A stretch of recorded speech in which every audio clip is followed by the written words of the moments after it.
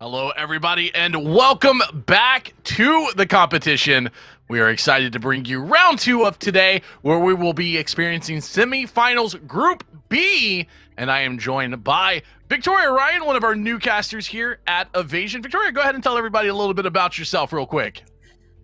Well, for one, I feel a little out of place because you and Ash both have the beards and the mustaches going, and I told my body before we came on here, I was like, "All right, I need you to grow some," but I grew horns instead. So, hi, hello. I mean, My name is hey, Victoria. it works. It works, Victoria. It's the same kind of aesthetic.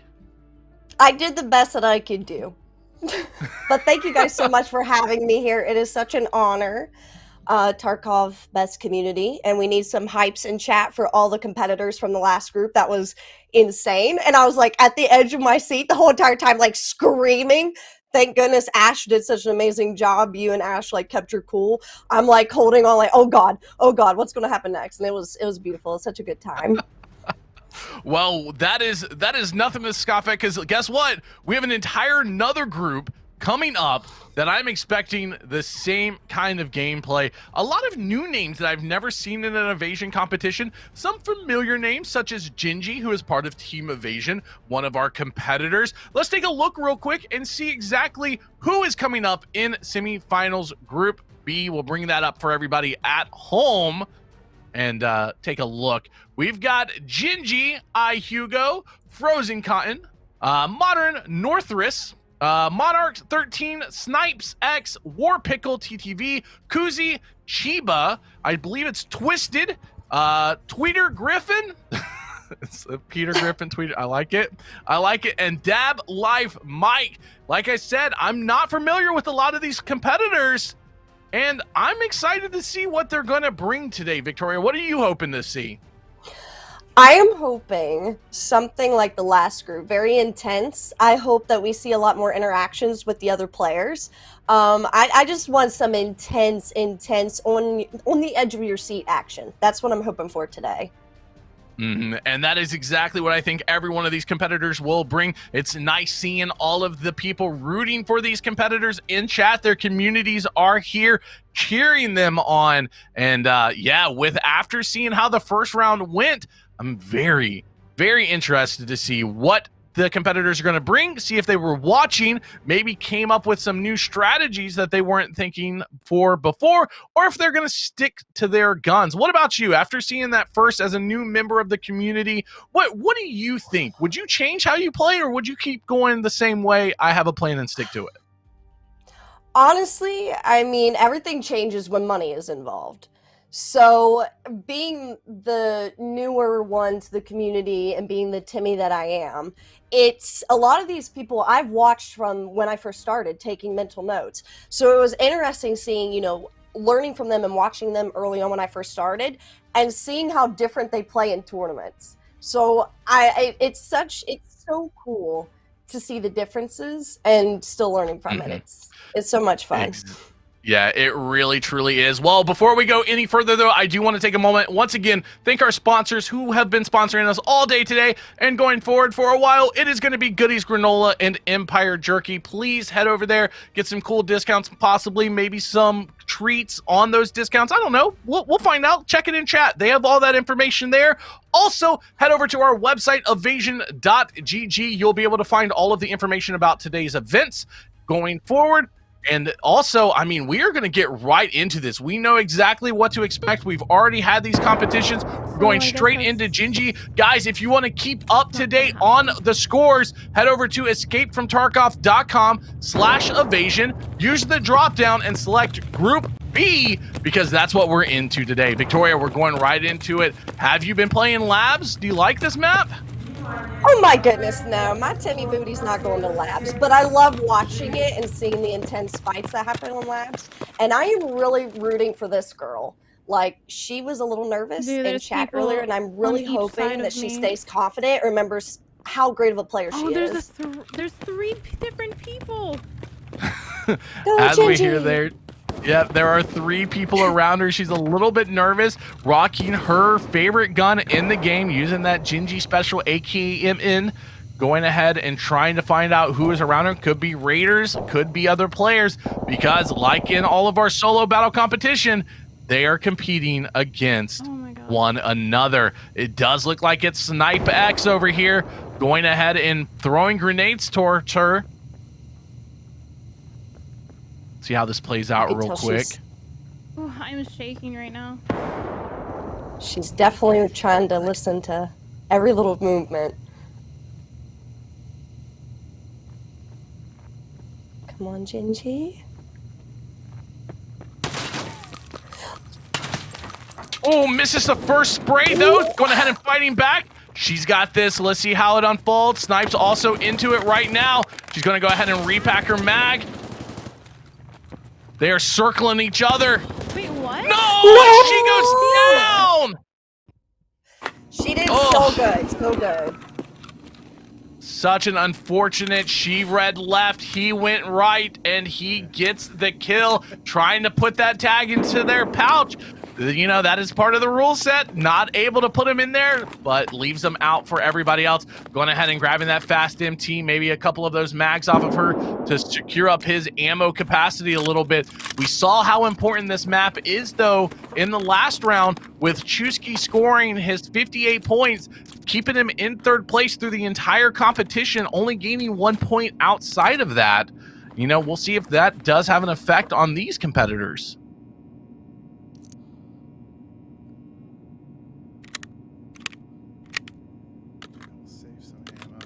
This is something, though, with labs, I feel like you've got to move so quickly.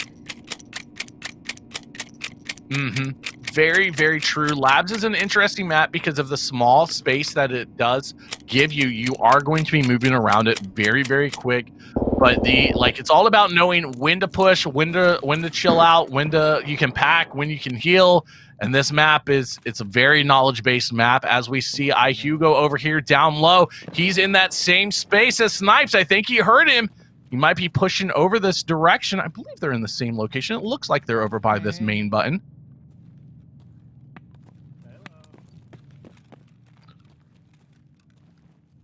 So it looks like Hugo may be fighting somebody over here. I mean, they're all fighting in the same general vicinity underneath this lower ground portion of labs. GG. Oh! Oh! Guys, just sit in there, bro. I should have just swung that. Kuzi drops him with a beautiful one tap as he goes to peek it. Snipes heard that fight, though. He's over here ready to fight it out with Kuzi. Kuzi is a beast.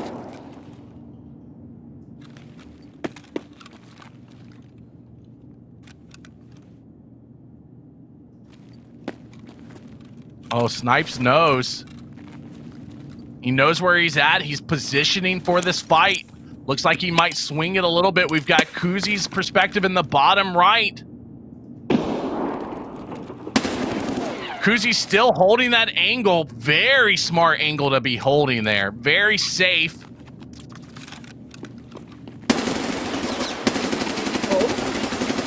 Oh, they're getting into it.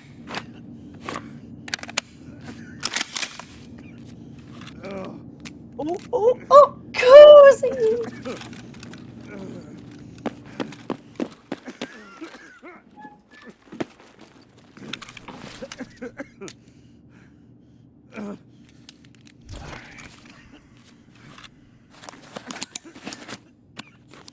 Oh man, Snipes is really hurt after that fight. Stomach loss, but what a great fight as we tune in over here with Monarch 13. He's up here towards red. You know, a normal place that people go with, you know, their key card. It looks like that's habit. He's just like, oh yeah, I got to check my key cards. Oh, I don't have them. That's right. Private servers.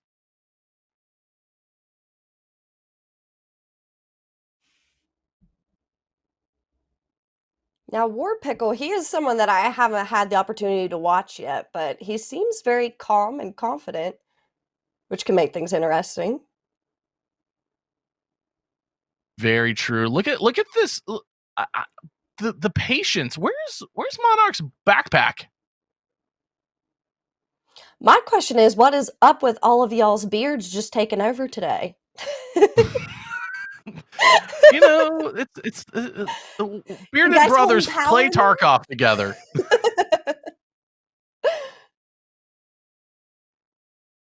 Yeah, I'm not exactly sure where he put his backpack. And that is something that I admire a lot from experienced Tarkov players. And that's something I'm trying to learn myself is when the appropriate time to drop your backpack, where to drop it, that whole kind of strategy. Mm-hmm. Yeah, and that's something that comes with time, as we saw earlier today with Apollo. That he was dropping his backpack in a singular room. Every backpack that he found, he kept hoarding them over there into that room.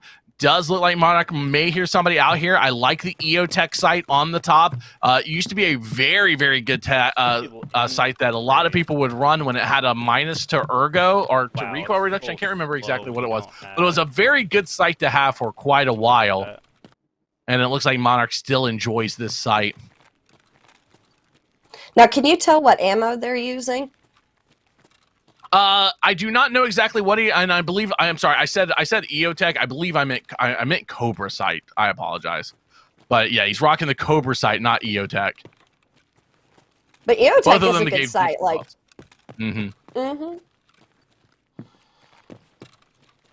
I'm not one to use scopes on my guns, but when I do, the EOTech is very, very nice.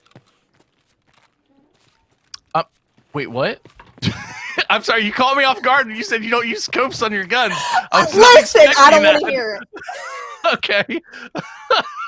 I go in with just a bare AKM. Okay, fair enough. You have your your style. I'm not gonna judge it. I just was very taken aback when you said I don't use scopes. I was like, wait, what? I like the real like awkward pause there for a second. Like, did she just really say that? It saves money, Bunny. You know what? That is correct. As we tune in with Twisted down in the bottom right-hand corner, everybody's just loading up, stacking mags, moving around, getting ready for their for some more fights. And also stacking up on armor, because remember, they are limited on what they have access to. They are all level 42, so they do have full access to the traders. But that doesn't necessarily mean that they're going to be able to stack up as much as they would like for the entire competition. Much time. Monarch here's something moving, getting ready for a fight here, Victoria. You can tell he's staying so calm, though, and I respect that. Because here on this end, I'm like, oh, at the edge of my seat, waiting for them to just run into each other. Hearing lots of movement. We're tuning in with Frozen Cotton. Everybody's playing this very slow. I think a lot of the competitors might have seen how important this first map was. But Frozen goes down! Shit. Oh, to Snipe coming up, peeking with that mutant, dropping Frozen Cotton. Very quick, beautiful, beautiful shots by Snipe. Snipe is killing it this round. Seeing, hey, I saw how important this was. I want those points. Let me rack them up. Victoria, what was your thought on that? Well, for one, I was not expecting that. That kind of gave my heart a little scare. But Snipes, he is a beast. Wow, I'm a bit shocked. But that was super fun to watch. That was really cool. GG's. Chat tries to teach me things. GG's all around. Yes, and the top three will be moving on to the championship round this Sunday, fighting for that money. The day off zeros.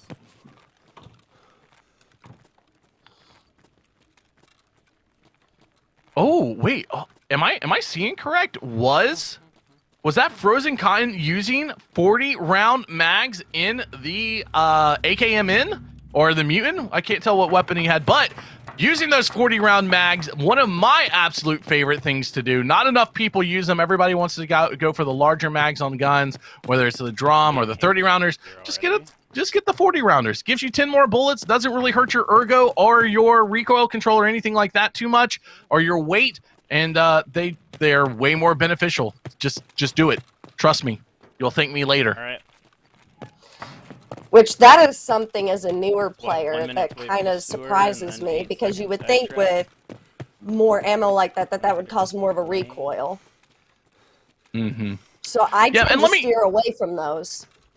Oh yeah, and it's not going to affect you too much on that. So I like the 40 rounders are very good. I tell people to get into it as we get Monarch deciding to go ahead and leave the raid with his life and everything that's collected so far. Huge raid. Snipe still in, going ahead and grabbing that Sacriel T. Guys, I want to remind everybody exactly what they're doing here on this map. We are playing on Labs. This is the Labs heist.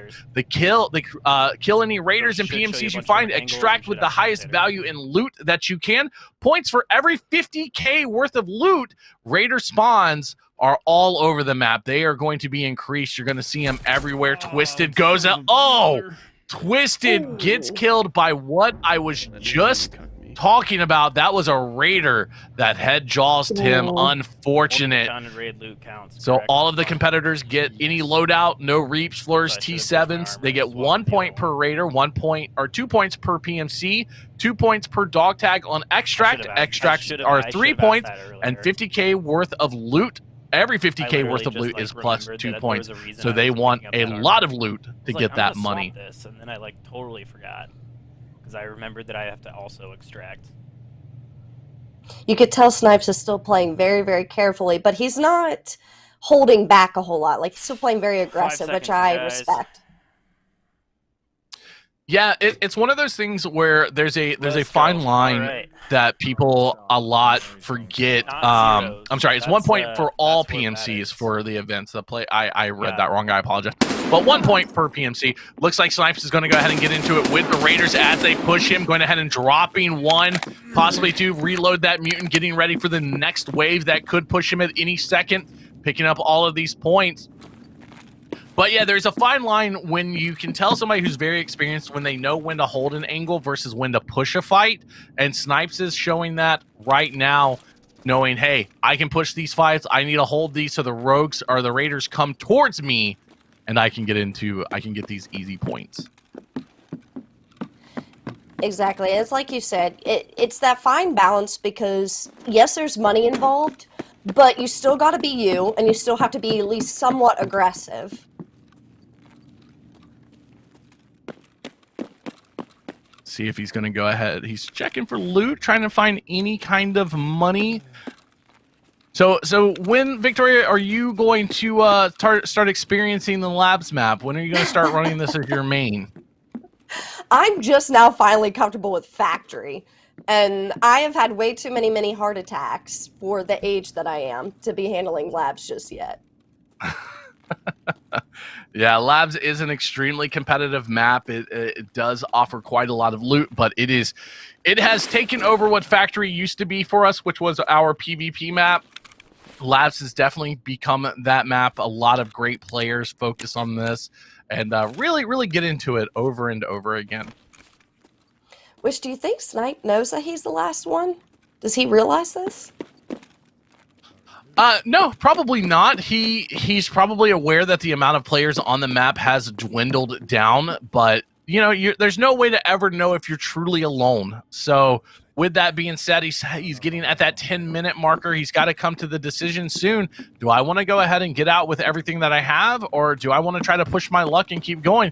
Because like we saw with Trey was racking up, and then our Raider just killed him. We saw it right here with Twisted in this competition. Twisted got killed by that Raider. It's a very, very dangerous thing that can happen. So with that being said, I don't know. I think Snipes needs to make his move soon and get out.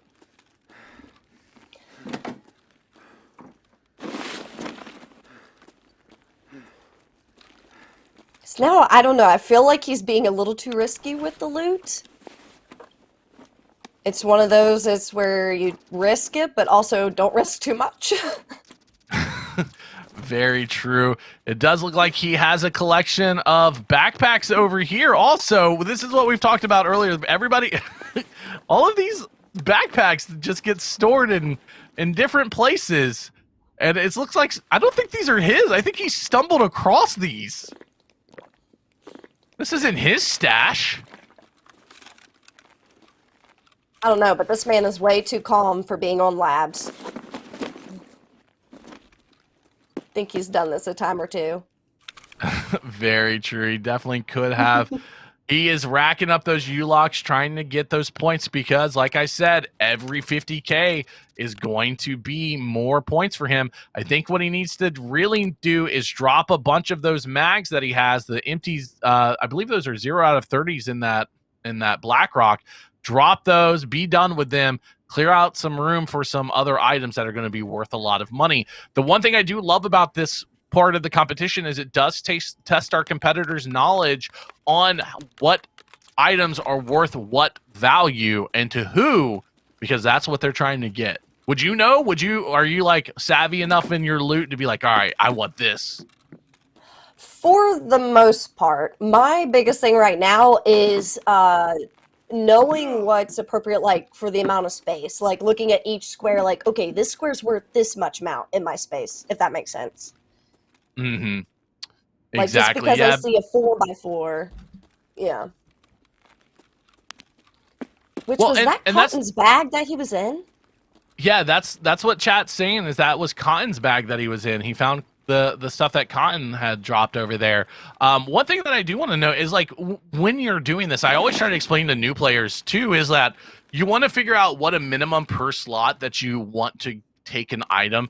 For me, I usually try to keep it around 10,000 rubles per slot for an item. So if I know that's a 6-slotted item, if each one isn't worth 10K, I don't care. We got Snipes going ahead and finding another raider down here hiding. Here's a couple more shooting at him. This is what we were talking about, Victoria. This is the scary thing. He's getting into it with these guys, and maybe he shouldn't be. He's playing very, very carefully, but oh my gosh, I would just want to scream for him. This is bad. This is scary. Run. The door just opened, I'm pretty sure. Going ahead and finding another one. Yep. Doesn't die with that first spray. He's got to reload. He's repositioning to another side. I think there's still one more. These guys normally spawn in groups of 3.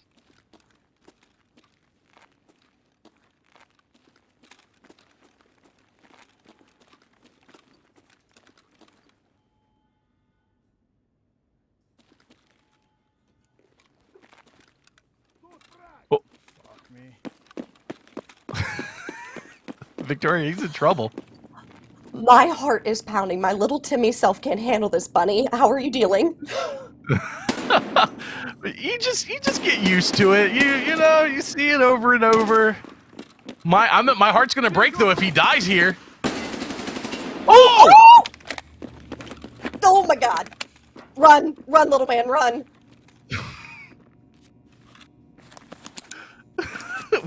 Okay, Ghost Rogue just pops out of nowhere, lights him up. He loses his arm. His chest is a little hurt. He does need to heal that up before he continues this fight, because if his chest goes, he's dead. So how is he going to push this? He's dropped his bag over there where they're at, so he has to kill them to get back to his points.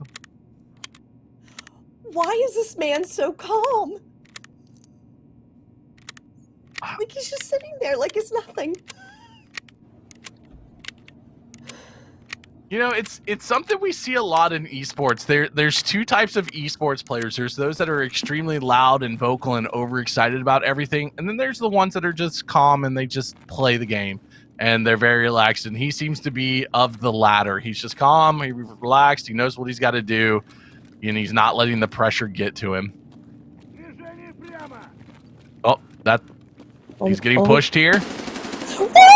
Oh. Oh, sorry. He picks up the kill there. There may still be more, so he has to be aware. He has to be ready for this fight at a moment's notice. And there's another one. Dropped beautifully. Let go. That was beautiful. You know, I guess those scopes are kind of handy.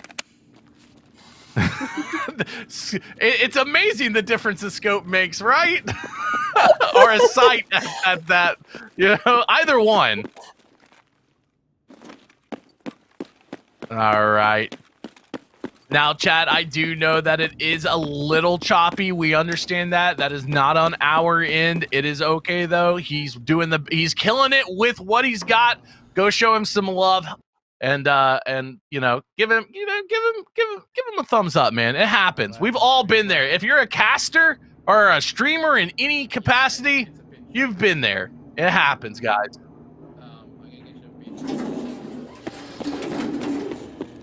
So he is getting out now as we heard that.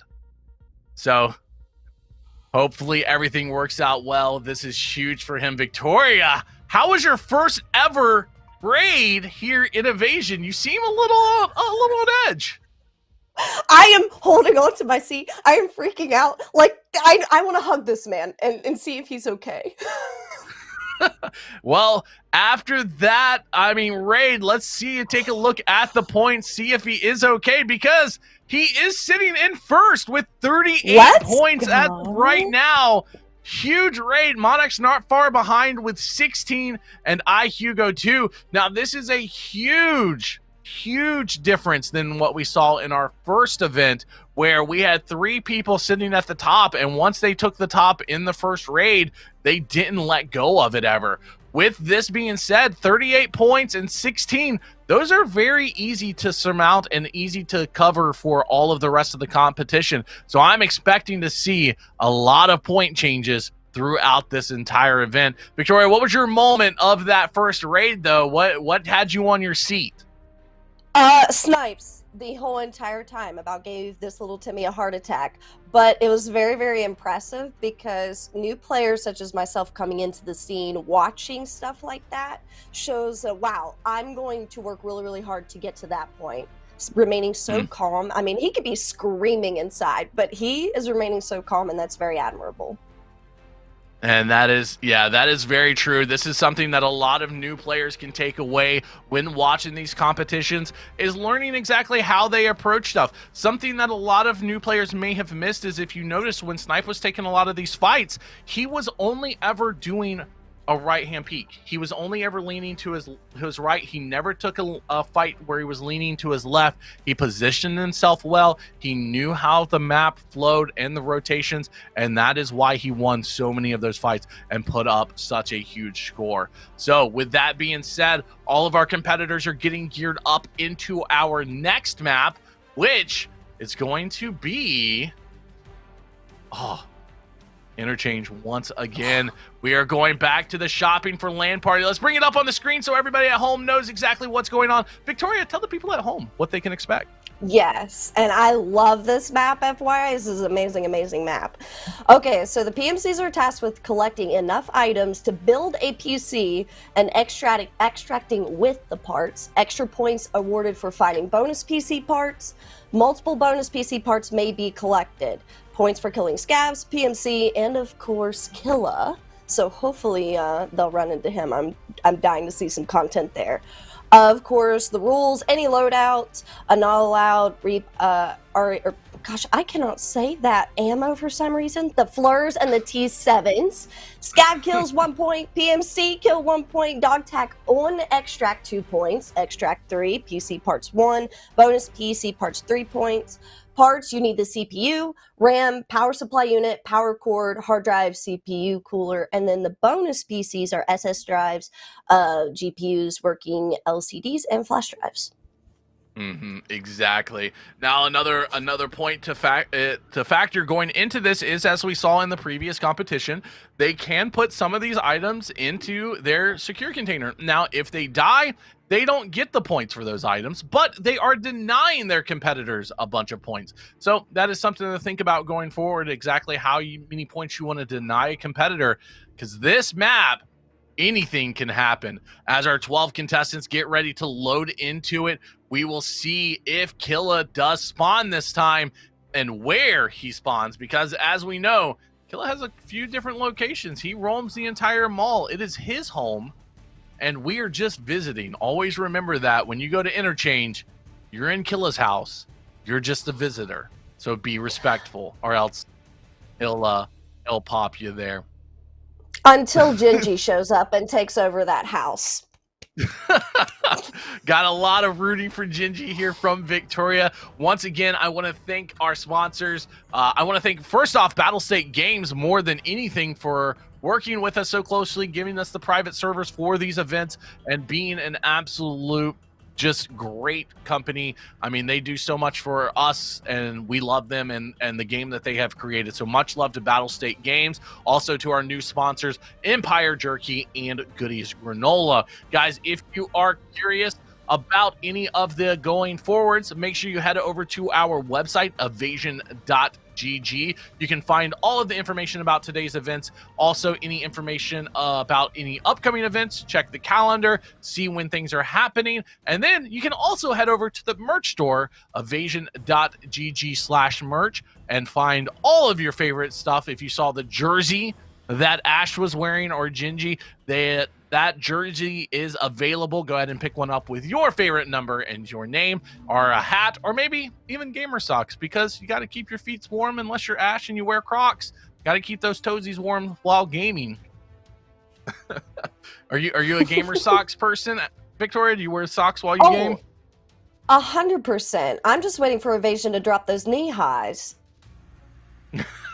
Also, Crocs, no socks is what Ash says. Oh, knee-high socks. Okay, you're going with the knee. I don't know. Maybe you could just buy the large pair, and maybe they'll come up to your knee. I'm not quite sure how long they go. But Crazen saying that those jerseys are so comfortable. We've got a couple of the Evasion members in chat and a bunch of our production team working behind the scenes. Want to go ahead and give a shout out to the guys that are working behind the scenes. We have the Battle Mods and Production Hotel Bravo, which is our head production. We also have Party Pineapple and Spectre helping him out. Guys, this show is a production, and they put in a lot of work to make it go off every single week. So much love to everybody. That honestly, you guys have no idea. It's a lot of work, but we love it, and we love putting these shows on.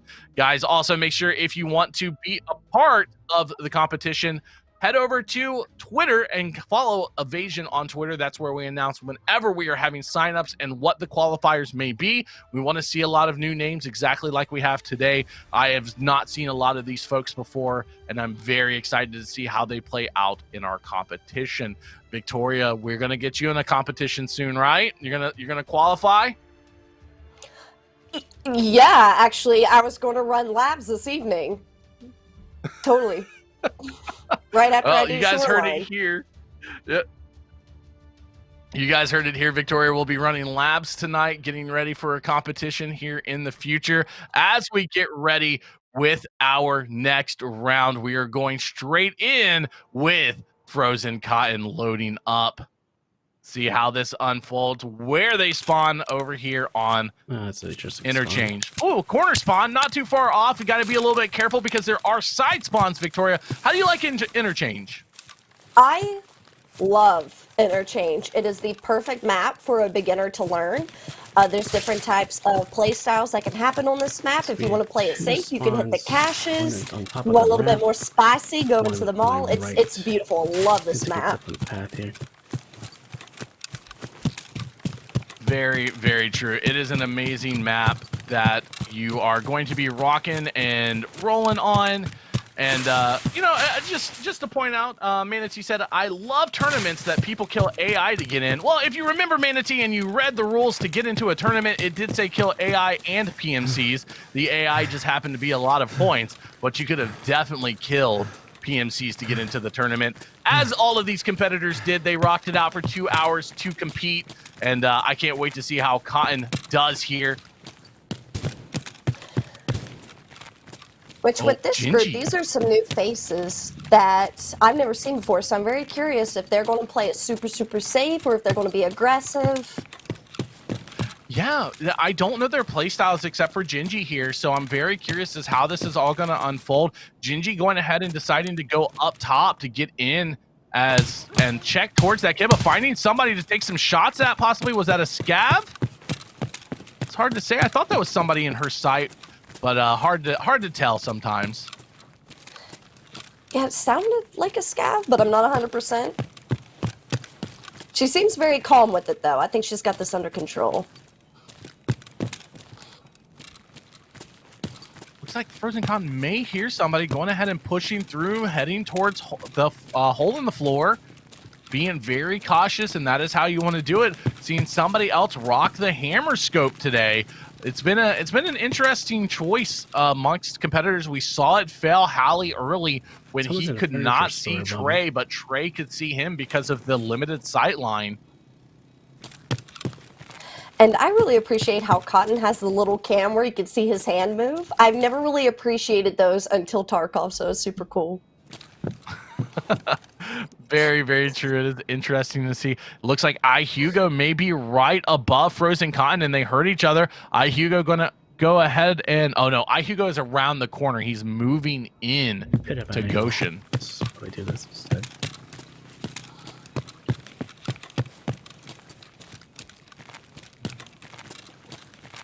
Well, Victoria, my. I'm being told something interesting, and you heard that also. Sounds like Monarch has already found 3 GPU.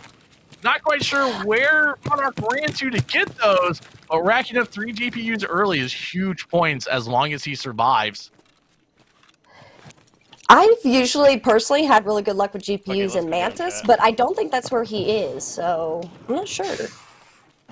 Ooh, he underhanded that grenade, going ahead and finding somebody down low, getting shots onto them.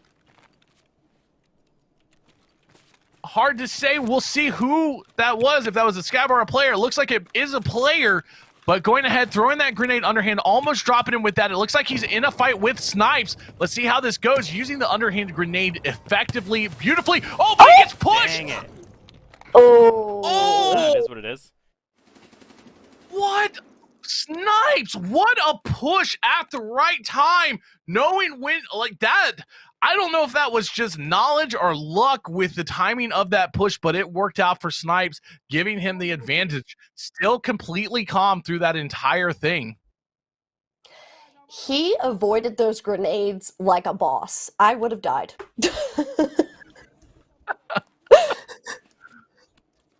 It is interesting too, because honestly, Monarch played that so well, using the underhand to throw the grenade a little bit short, having some further ones out, trying to control where the fight is. Looks like Frozen has also got into it, lost his stomach and both legs. Don't know who he got messed up by, but he is in it right now, trying to heal up just a bit.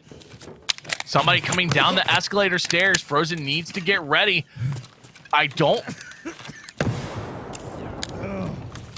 There we go. He needs to pop that med, get that going so he stops coughing. Goes ahead and finds an AI scab there. And I'm being told that he just killed War Pickle?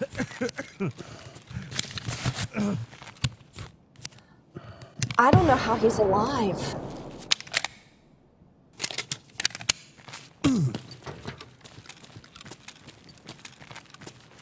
He seems to be very, very aware of his surroundings, which is huge on any map, but especially on Interchange in the dark like that. Yeah, and this is something that we're noticing here. A lot of these players, obviously, I would say more than likely in their games, are max strength, max endurance, and they are now playing on accounts where that is half. They literally have half their strength, half their endurance. So trying to go back to that mentality of, hey, I'm not as strong as I used to be. I've got to be a little bit more careful. We're seeing that play out in a lot of their decision making, and it just seems to take a few of them a little bit longer to adjust. Now, are all of them using Swordins? Hey everyone, Golden Boy. Oh yeah. I don't know. A lot of them, that's the thing about ears so many times in this game. I say ears, we're talking about contacts or headsets. It comes down to like personal preference. And a lot of times it's also based off of what headphones you're using. So people who may use like IEMs would prefer something that doesn't have as much ting or crunch to it, because that's going to really get into those high notes that you just don't want. Whereas somebody who's using like, Bear Dynamics DTs are going to go with something that will have a little bit more crunch, because those high ends aren't as abrasive, but they can hear further. Ears are so much of a user choice versus a like, this is better than this. Yeah, me personally, I always like the what are they called, the Tactic Sports. Those have been my favorites. Yeah, and for me, like I'm a huge fan of the GSSHs when I'm wearing like my over the ear, like my Bear Dynamics DT770s. I'll wear GSSHs because the high ends don't bother me. But if I'm wearing my IEMs, I'm a contacts or a Swordins person, because I like that bassier, and those high ends are not so high, so they don't hurt my ears while I'm wearing them. No joke. But do you like the Excels? It eyes you from like 100 meters away. No, I do not like the Excels. They sound awful to me across the board. I don't enjoy them. Really? Oh. Caps. Well, Gingy is doing what she does best, looting up. We know her luck with loot is off the charts. Going ahead and grabbing everything that she sees, stacking up. Playing it safe, though, making sure she keeps an eye downtown in case somebody tries to shoot her from that location. But going ahead and grabbing as much as she can. Whoever turned the power on, I kind of despise them. And I think that we should deduct whoever did that. Agreed. There's also another sound on the main floor. The little musical chairs annoy me. Yeah, very much. It looks like Snipe is underground coming through that entranceway. Kuzi is over here also going ahead and getting some shots on this. I think they're in opposites. We're looking at opposite side hallways right now. Quite possible, unless him and Snipes are fighting it out. They may be. We'll find out here in a second. They are fighting it out. This is Snipes and Kuzi. I think Kuzi's going to make a comeback. Let's watch how this unfolds. And while this is unfolding, chat, there is a poll up. Go ahead and put in there, what is your favorite headset? Go ahead and select that. Everyone vote Tactic Sports. Oh. Oh, Kuzi and Snipe really fighting it out here. But I think with this spray coming around, Snipe drops. Aggressive as fuck. Snipes does not care. Snipes just pushes these fights, throws his body into everything. Oh. And it looks like Cotton is gonna kill Modern here. Snipes is just, he is so aggressive, but it's very fun to watch.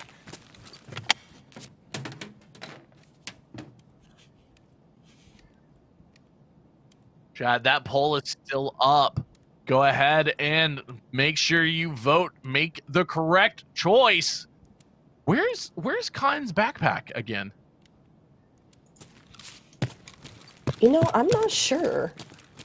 There's a shot to my left, unsurprisingly. Wasn't it Cotton earlier that I kept wondering where his backpack was? Or am I mistaken this, Chad? Am I losing it here?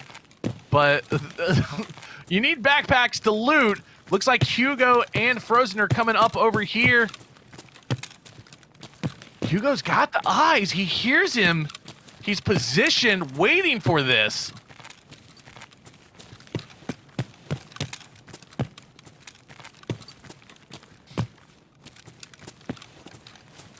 I'm pretty sure Hugo hears someone him. was near him?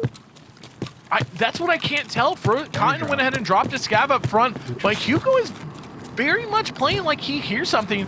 And if you hear that outside, there is a airdrop. Now, here's something to note. Frozen's going to go ahead and loot up this body from earlier. Grab some more.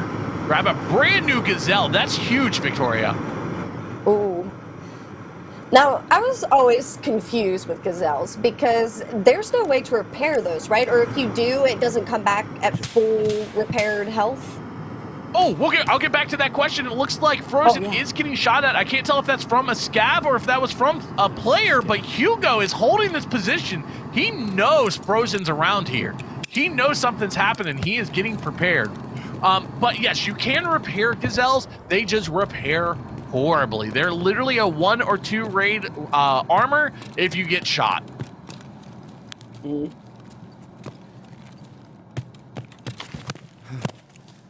I think Hugo's got the upper hand here. I think he knows where Cotton is. He's got an angle.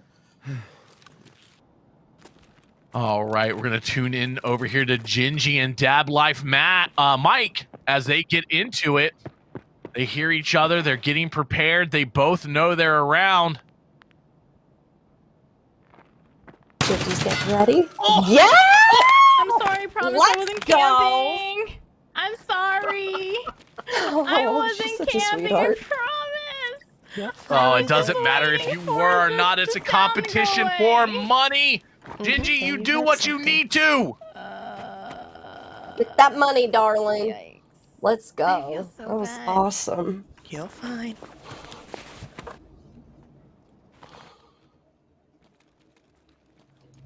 Oh, we're back to Hugo? Beautiful. Yep, we're still over here with Hugo and Frozen Cotton circling each other. Frozen Cotton is in the back. He's going towards these computers. I honestly don't think Frozen Cotton has any idea that Hugo is over here, but Hugo has all of this information and is so worried and lurking. He hears it. He's just playing it very, very safe. The suspense with these two is killing me. Like, they need to either fight, kiss, part ways, something.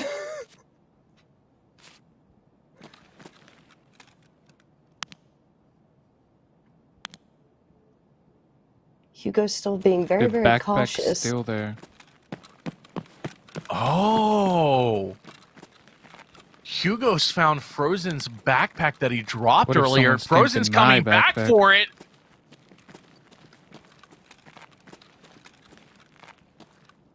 The mystery unravels here. Who's the owner of that bag? He's gotta know. They're still here. They're still here. Just need to get on a cheeky angle back here. Hugo knows the backpack's down. He knows an owner's got to come back for that backpack. He knows it's obviously a competitor because they're all competitors on this map. And so he is just trying to get eyes on it. That's right. Your strength is not the best. It puts you at a disadvantage. 2 people up front. Try to get eyes on it.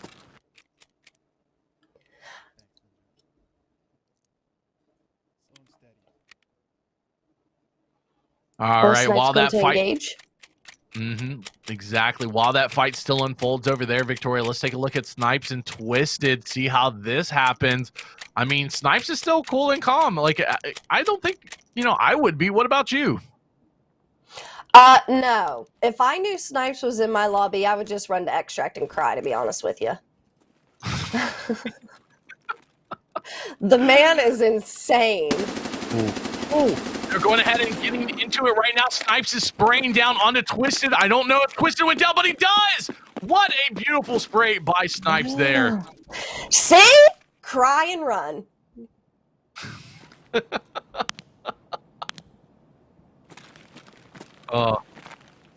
It's still happening. Frozen is now back in the back again at the computers. Hugo has decided to run to the left, trying to get any kind of eyes on this backpack. He has found a dead body.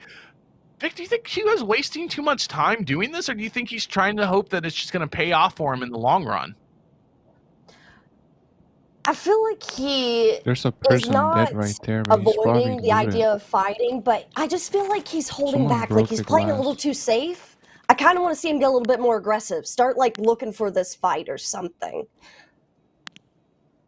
Yeah, I agree with you. I mean, Cotton has had the complete run of Ollie, and Hugo has done nothing to stop it. He is just allowing, Frozen to run around. And the thing that worries me, though, is Frozen doesn't still seem... I feel like Frozen's aware somebody's around, but he's not worried about it, which is very odd to say. You know what I mean? And I think Hugo might... Oh.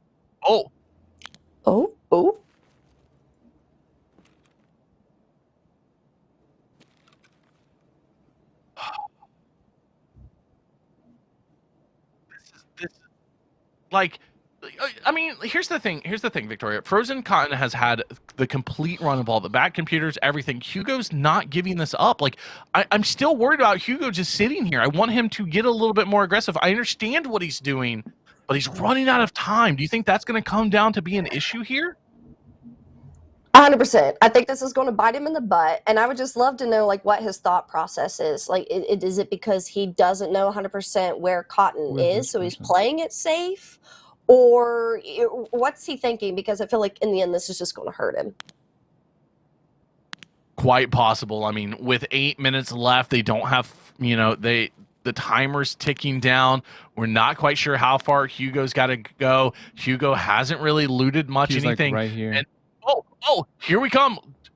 Frozen is running towards Hugo. Hugo is prepared. Let's see if this pays off. Let's see if this wait has really worked for Hugo. And it did! What? Oh. And now he gets to take all of his stuff while Cotton just looted everything for him. That's actually kind of big brain. I mean, Hugo He could have played another the tag. long game here.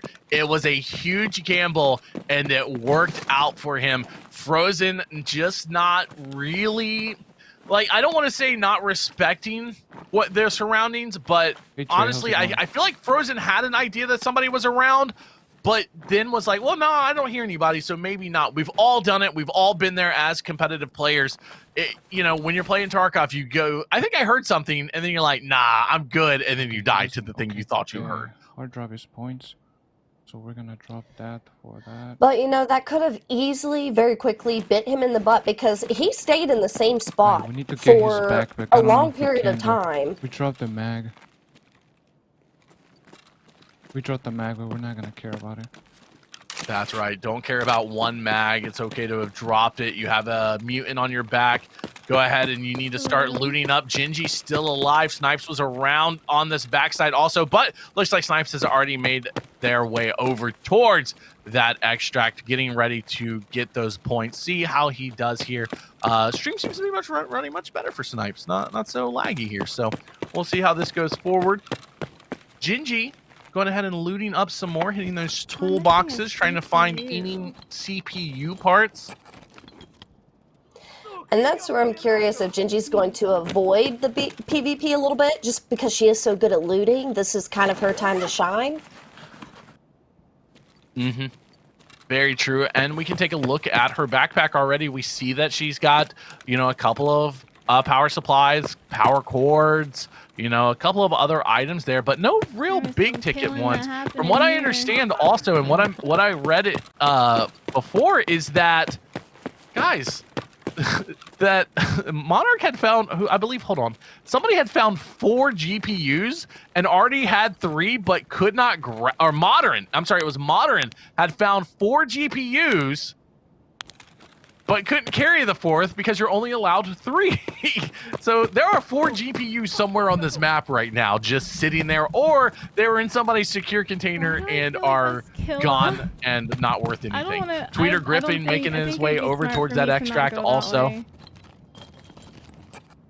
That could be now it does look like one more poll is up in the chat. Swordens or M32s? Let's see who wins. I'm gonna vote Swordens. I don't mind M32s, but I like the basicness of Swordens a little bit more with the IEMs. Agreed. I feel like M32s are too basic. Swordens all the way. Yeah, I'm gonna be honest. M32s are a little mid, chat. Let's be real. Go with the good headphones and get those Swordens on.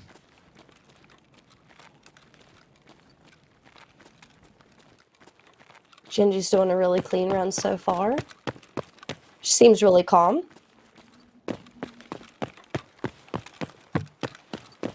I am curious, though, with all the loot she has, is that going to be enough points? You know, like, honestly, if this was the last group, I would say no. But because of the scores based off of the first round on labs from this group, I would say this would put her into a very, very strong position. Tweeter Griffin going ahead and getting out as we tune in with Hugo, who is now underneath, moving towards an extract. Also, only 3 minutes left. You don't need the kick tape, right? Yeah, you know, it's a force of habit, I think. Gingy and Hugo, last two, you hear Gingy's battle mod saying, hey, you know you don't need that keck tape. And Gingy's just like, it's out of habit. I just pick up everything. It's mine.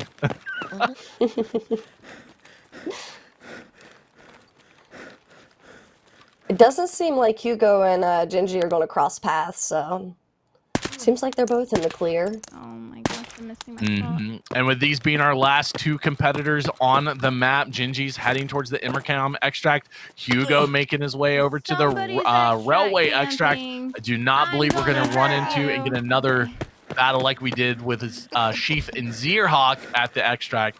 So these 2 should rack up as long as nothing crazy happens. They should rack up a bunch of points, and we'll see how those standings change at the end of this raid. So weird. Is she going to hit the caches? Reloading. I never know with a Gingy. I couldn't tell you.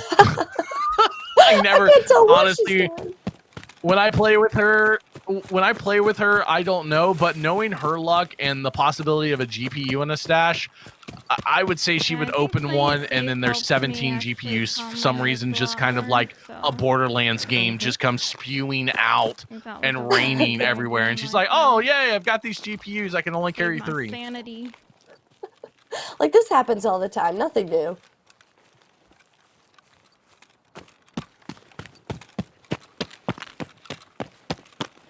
I wish you'd choose my battle mod. Choose my battle mod for the duos as well. So it Well, it does look like seems they are like both I'm actually glad over they there. gave me you, 'cause I like you. both interchange runs today avoided Killa. You're welcome. Kind of saddens me. I have to agree with you. I'm a little sad that we did not see the owner of Interchange at all. He must have been sleeping, late over there. So, but with this, Someone Hugo could is be our last one going to on the the extract at map, the getting same ready time as to me. head There to was that someone at the extract. most. He may have been watching the earlier competition because he is high alert. Extremely high alert. Is there a fight about to happen? Am I going to get into it? Is Chief still on this map, even though he's done playing? I'm afraid, and I would be also after what we saw Yeah, earlier. we have a long time to make it to the extract. Absolutely. We had to drop that mutant. I think that was a good idea. Perfect run. Good play by Hugo. You know, we were all a little apprehensive about the kind of waiting around, playing passively, but in the end, it's a competition and it paid off for Hugo. Victoria, how did you feel? What was your emotions going through that?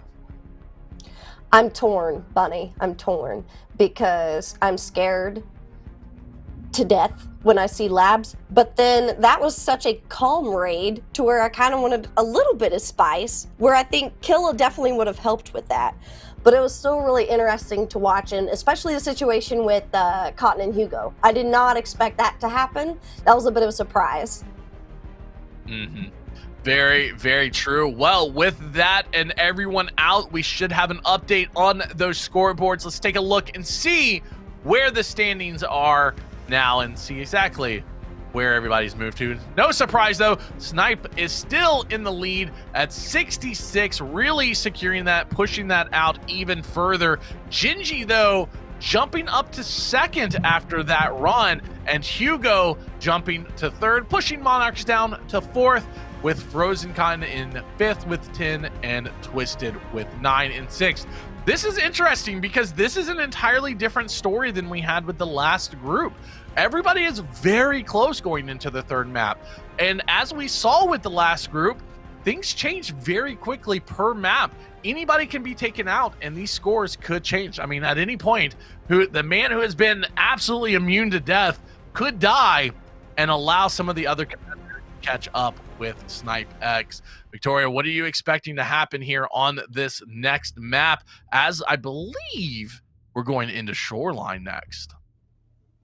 Well, looting purposes, I think Gingy is going to rock it. I think we're going to see a little bit of a comeback from Cotton. I'm waiting for his little time to shine. But Snipe, I don't know. He's the one to definitely beat. He's very aggressive and he definitely knows what he's doing. So I think he's the one to watch out for. Mm-hmm. And this is going to be a very different map because, like we said earlier, here on Shoreline, let's take a look at these rules because the competitors are not going to be just, going up to the resort to fight it out in a death match style. They have to do something a little bit different on Shoreline. Jaeger has hidden Fierce Hatchling Moonshine in his stashes. The Moonshines can either be used for the special benefits they give or extracted for points. Now, that is something we did not see in the last round. None of the competitors paid attention to the special benefits that the Moonshine gave them. It increases so many of their stats and really helps them out. So they have that trade-off. Do I drink a Moonshine for the loss of some points or not? And that didn't seem to happen. But they can kill scavs and PMCs on their way for points. Multiple Moonshines may be looted. Loadouts are anything not allowed are the Reaper, IRs, the Fleurs, the T7s. Points 1 for every scav, 1 for every PMC. Dog tag on extract is +2, extracts is a 3, and 3 points for every moonshine. This is another test, though, Victoria, on their knowledge of stashes. How's your knowledge of stashes on Shoreline? Because I know how much you love this map. This is your favorite map in Escape from Tarkov, if I'm not mistaken, correct? Does anybody know? Is it possible to like ban your caster friend here from the chat? Is that a thing? Can we ban our co-host? Does that work? Listen, Wood's best map.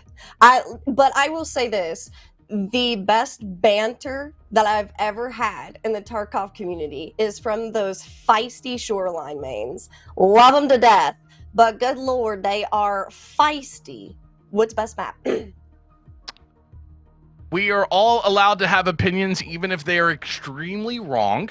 But Shoreline is probably one of the best maps in Tarkov, right after Interchange for me. So I'm very, very excited to see if our competitors did any research, learned all of these stashes, and see how it goes forward. You know, I'm very, very excited. You know, Woods mains are a special breed. I love Dunk. I don't know if you're in chat. I love you, Dunk, and I'm probably going to make you very sad. Same with, you know, a lot of the other Woods mains out there, Triangle Face, all of you guys. That map is bad. I knew that would get Victoria. Wow, what time is it? I think I gotta go. Oops, my hamster has a doctor's appointment. I gotta go. Oops, I'm so sorry. Listen, I respect you, Shoreline mains. I love you. I love this community.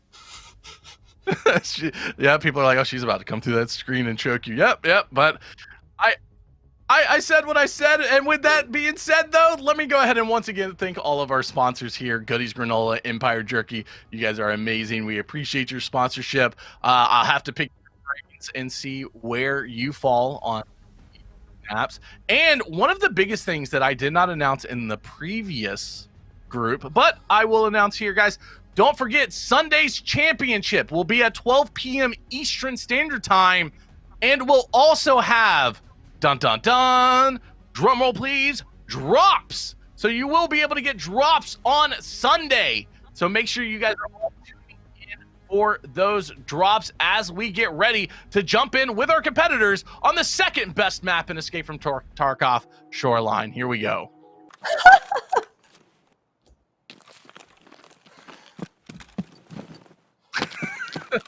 And wow. Let's go ahead. We're doing it with Hugo, and I just wanted to let that simmer for a second.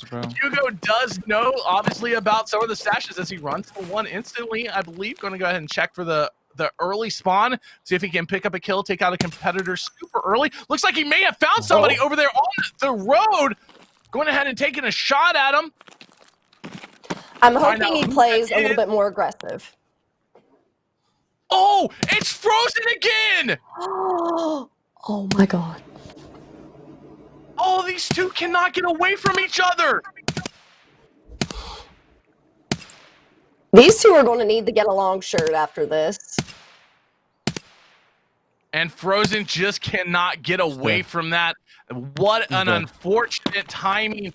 And here's the thing. Some people are like, you know, here's the thing about it. There are only so many spawns in every game. It's not really spawn camping. It's more of like, if Hugo had decided to run the opposite direction, he would have never saw Frozen Cotton. But because he knew there was a stash there, it forced them towards one another. And that is what happens as we get into it with Modern and Snipes. Oh, Snipes! Damn. Off rip. What? I'm getting really... Modern just not having a good one on that. Getting absolutely laid out by Snipes. This man is insane. Does anybody know what White P's on? Yeah, I don't know. I don't know how long Snipes has been playing. That was an insane just kill there. I mean, Snipes did lose his stomach. He did get some shots. And the reaction time, too. Like, he was just, like, right up on it. It was amazing.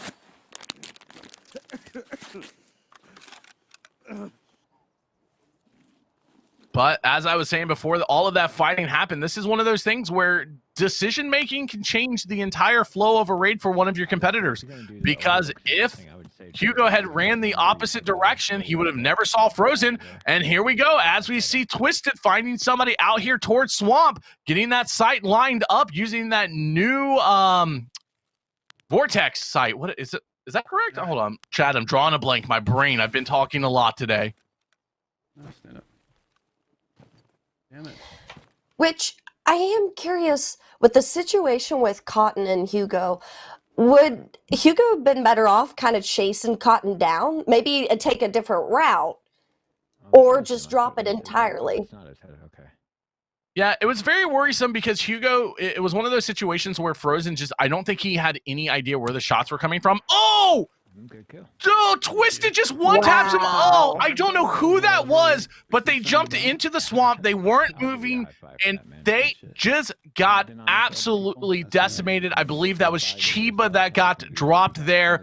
That is the danger of the swamp. You do not want to be caught out there because your movement speed is severely reduced, as we saw there, and it gave Twisted a beautiful shot. I'm a bit surprised that Chiba went there, just because it is so hard to move around the swamp. Yeah, the thing about it, I know why Chiba went there. There are quite a lot of stashes over there in that swamp area, but it is one of those things you want to make sure you know as we tune in here with Snipes, and it looks like Kuzi are getting into it once again. Snipes is going ahead and finding Kuzi, unloading onto him. Does not look like Kuzi wants to die, though, from these shots right away, unless he did go down yet again. Ooh. Good play, though. Good play. Kuzi did amazing. He did what he could. Oh, But it is funny watching. Yeah, go ahead. I don't know what to say. Yeah. Well, it's just interesting how just back-to-back maps so far, you have the same groups of people facing each other. It's crazy how it ended up being this way. Like with Snipes and Kuzi and Hugo and Cotton. Now, it does look like Warpickle is pushing up onto Snipes right now. He heard this fighting. He may hear the healing, so he is playing this patient, slowly creeping up. Will Warpickle be the one to finally take Snipes out of a map? Let's find out.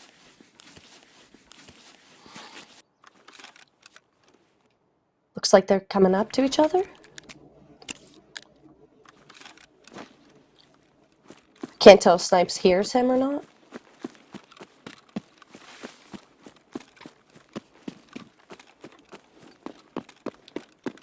Warpickle has to hear this. He has to hear The it running. way he's moving, it definitely seems like he knows something's out there.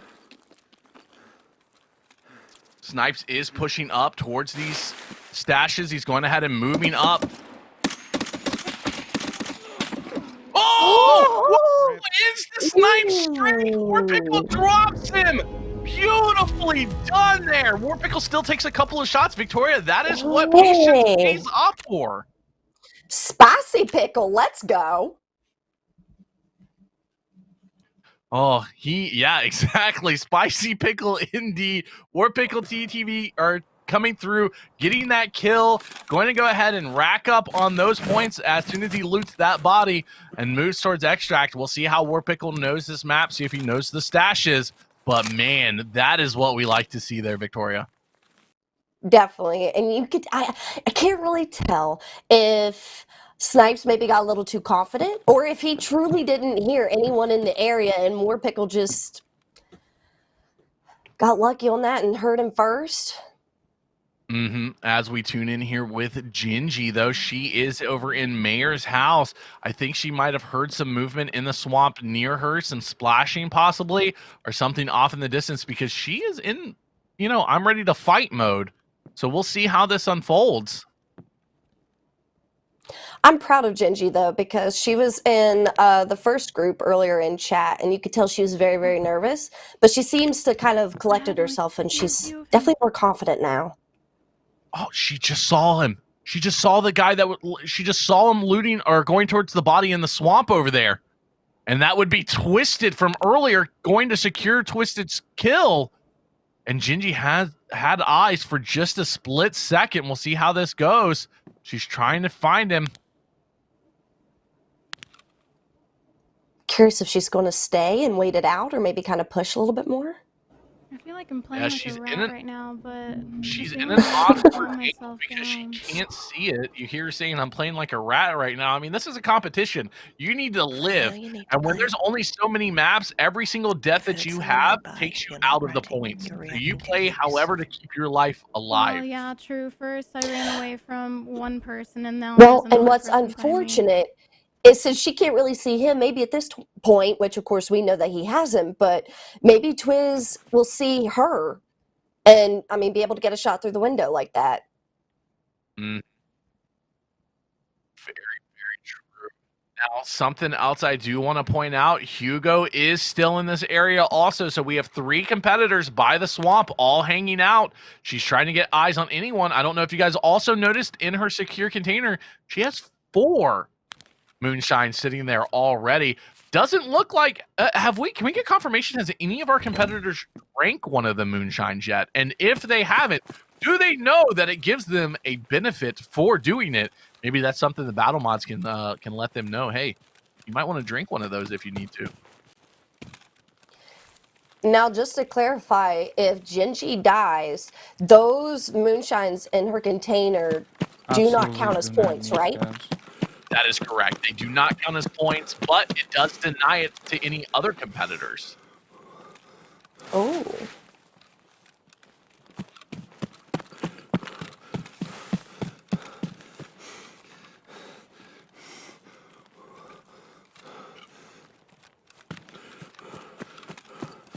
I'm Believe scared of the that's Hugo person that shot panting? at me. I'm spooked. I believe could be that's Hugo around. panting.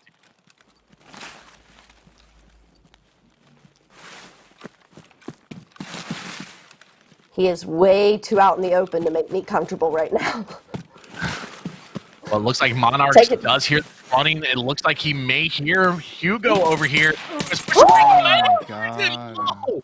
Hugo goes down to Monarch. Monarch using an SVDS. Chat, that's literally the Not best timing we I could have ever expected to had on see a in let's this competition slow down. at all.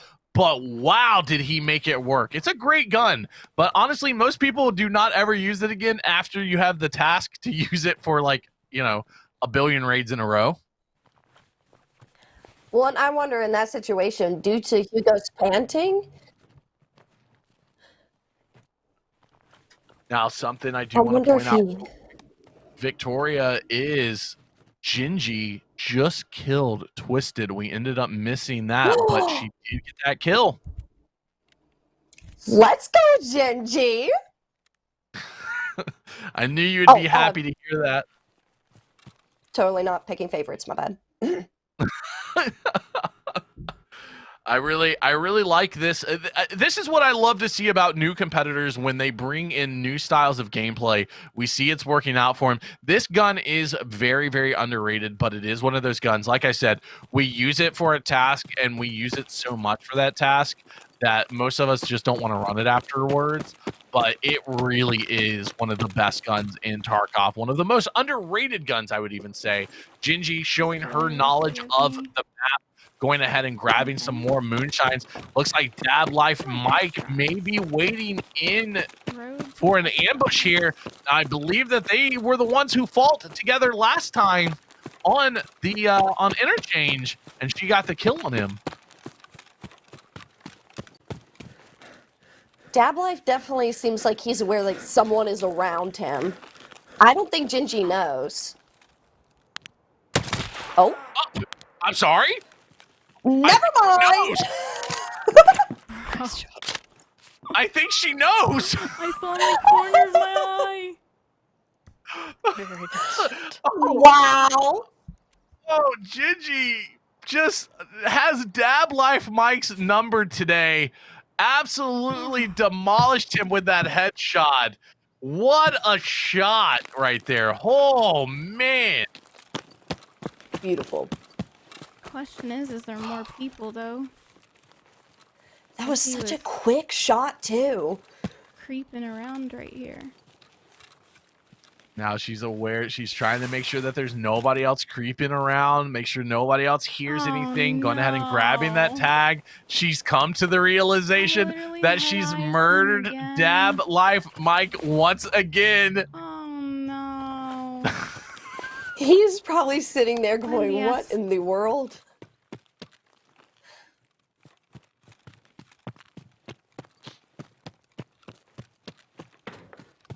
Now, who is this? Tweeter Griffin? Yeah, Tweeter Griffin over here. That stash has already been hit by Tweeter or by somebody, so Tweeter's a little bit late to the party over here. But there are a lot of stashes going ahead and checking the tower. That was interesting. Waiting, trying to make sure nobody's sniping him from there. Trying to get that shooter-borne shot that doesn't need to be taken here on this map. But that was smart. Not a lot of people check there. I don't know if I mean, obviously you don't because you don't run this map. Oh. I'm honestly shocked that they haven't gone to resort unless they're just avoiding the PvP. Since that's Shoreline main's personality is resort, I'm kind of surprised.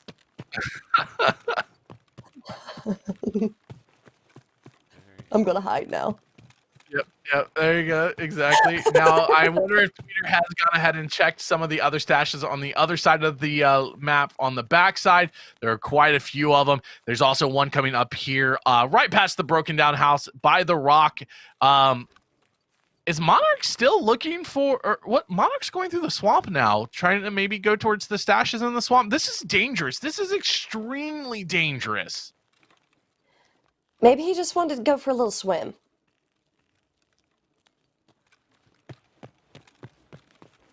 But it is confusing. Maybe. I am not sure what he's doing out in the open like that. He acts like he hears someone.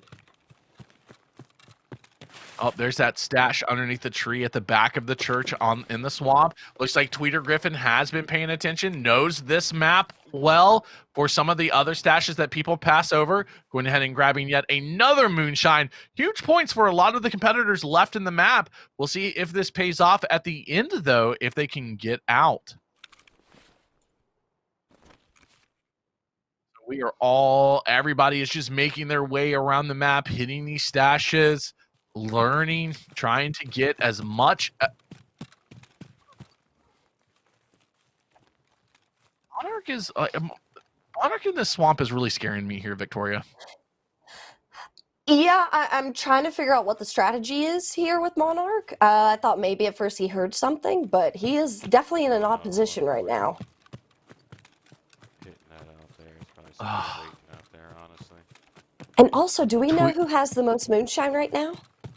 We are. I do not know, but maybe one of our production can get that for us. Gingy going ahead using one of my favorite guns in the game. I believe that is the SR25. It's beautiful. I love that gun so much. But yeah, the other thing that I wanted to note, which was interesting about Tweeter Griffin, is Tweeter is the only one that I've seen so far in the competition running the MK17. It's a very large gun on screen. It takes up a lot of the screen when you're using it. So it was an interesting choice, but if it works, it works. It's kind of a bad spot to cross over there. Well, it is one of those. It's like whatever you're comfortable with. But when I tried that gun, it is very bulky and it feels very awkward. Yeah, the 5.56 variant just is not my favorite at the moment. I 5.56 just in general, for me personally, I don't enjoy. But the 7.62 variant, I don't mind. I think it's really, really nice. Monarchs, if I'm not mistaken, it's at 4 moonshines as going through the swamp, trying to find these other stashes. These stashes, honestly, in the swamp, if I was a competitor, I would have just skipped over. I would have said, nah, I'm not taking that chance. I'm way too exposed. Too many locations to slow me down. I know where 15 other stashes are on this map that are a lot safer than this one. 100%. I agree. It's that good mixture, that fine line like we talked about earlier about not being too aggressive and not being too safe. Yep, Gingy making her way up to the resort. Just maybe running past it, going to hit the stash on the outside of the resort on the east side. Looks like that's where she's headed. Doesn't look like she's going to venture over there at all, which is smart. I think she hears scavs maybe running around on the inside of there. Monarch's going ahead and moving around, hitting that stash, seeing it was hit, pushing out towards extract. See if he takes that path to shoreline or path to lighthouse extract. Seems very calm for the most part now. I'm curious if any more of them are going to run into each other, but Shoreline is kind of a big map. With 4 competitors left on the map, looks like Monarch's going to get out. That leaves 3. I highly doubt we'll see anybody run in. Less than 7, or about 7 minutes left on the map on the clock. It's hard to say. So I mean, we didn't think we were going to see a fight in the last group between Zier and Sheep at the extract. So we don't know. Could still happen. But with 7 minutes, like looks like everybody's going to make their way through those extracts. Not do that.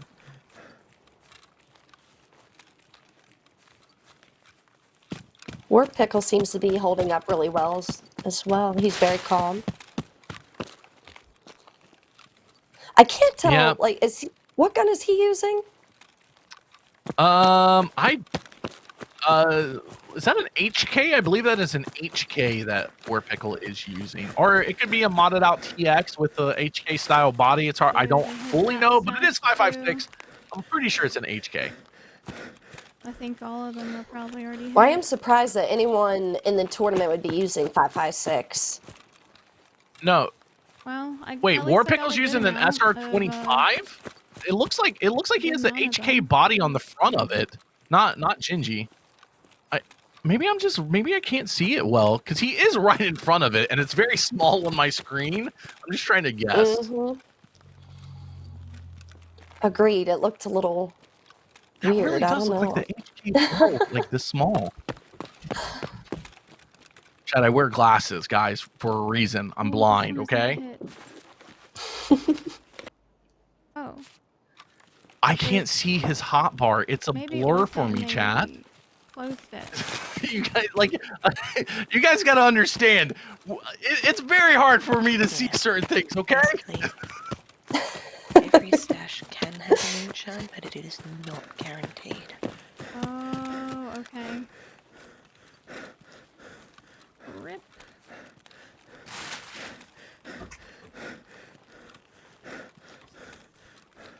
As we see War Pickle going ahead and checking those other stashes over here, just seeing if there's any more moonshines that he can pick up, and Gingy hitting a couple more stashes. They're not far off, though, from one another. Gingy is in the open field.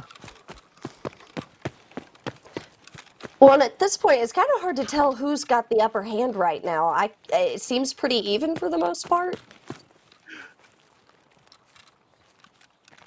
Spectre, I don't have a 1063 gig anymore, guys. All right, I've upgraded. Thanks, Spectre. Oh man, you guys got to understand. You know what? No, I'm not explaining it to you. It's just blurry for me. That's all you need to know.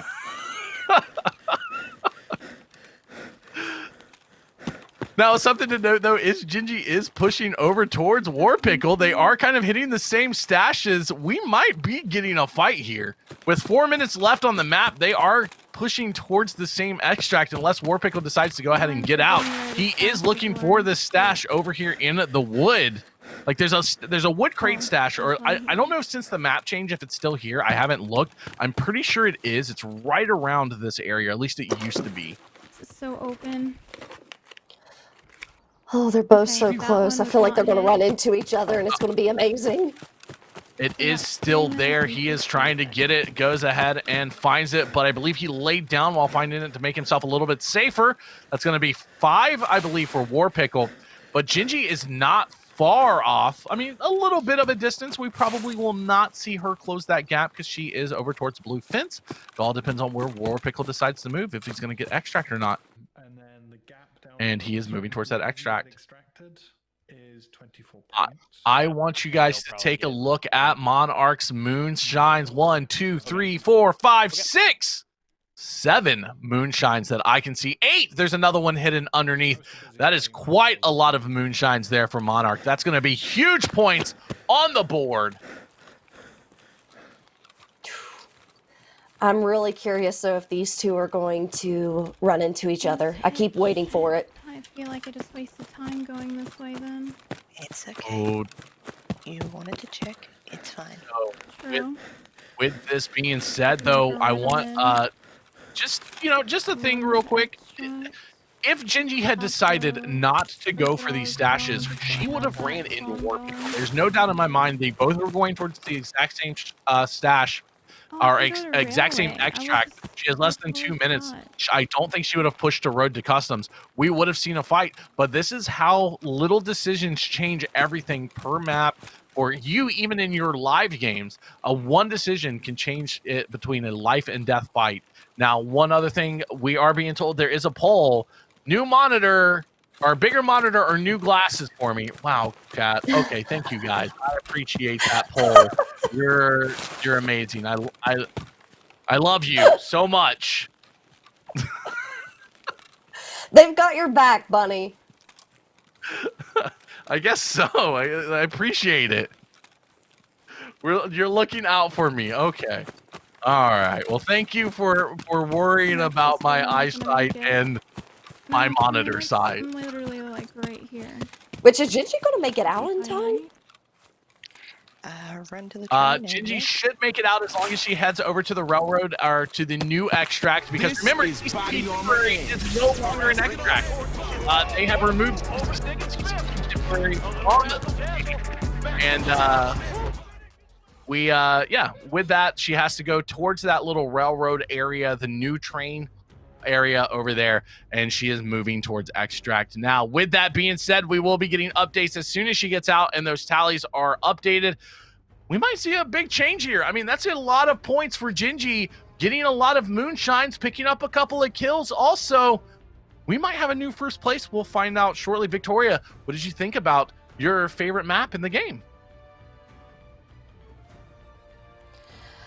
Okay, first of all, Bunny, can we make a new poll, please? No, it was I was rooting for Gingy. She did such a good job that map. Yep. She is the loot queen. I think she was the saving grace of that lovely map. We love to see it. Good job, Gingy. Fair enough. We had some ups and downs on that map. Unfortunately, I was curious about if people were going to go to the swamp area, if that was going to be a detriment to them. It did, unfortunately, for some of our competitors. Getting slowed down in there gave free shots, and they lost their lives. And you know, it happens. So it's going to be interesting to see how our competitors in the next two events tomorrow for Group C and Group D go and how they handle that, if they're going to just stay away from the swamp after seeing this, or if they are still going to take those chances. Would you, if you were competing tomorrow, Victoria, would you take a chance in the swamp, or would you just stay away from it? Honestly, I would probably stay away from it. I don't feel comfortable with the movement in swamp, and it just feels so just way too open. I wouldn't risk it, honestly. When a tournament like this and money's on the line, swamp, no. Swamp, no. Well, let's take a look at those updated scores real quick, see exactly where everyone is sitting, and you know, see if we've seen any changes. Snipe still holding that first place, even being taken out during this round. Does not lose a hold of first, but Gingy closes it very, very close with 50 points.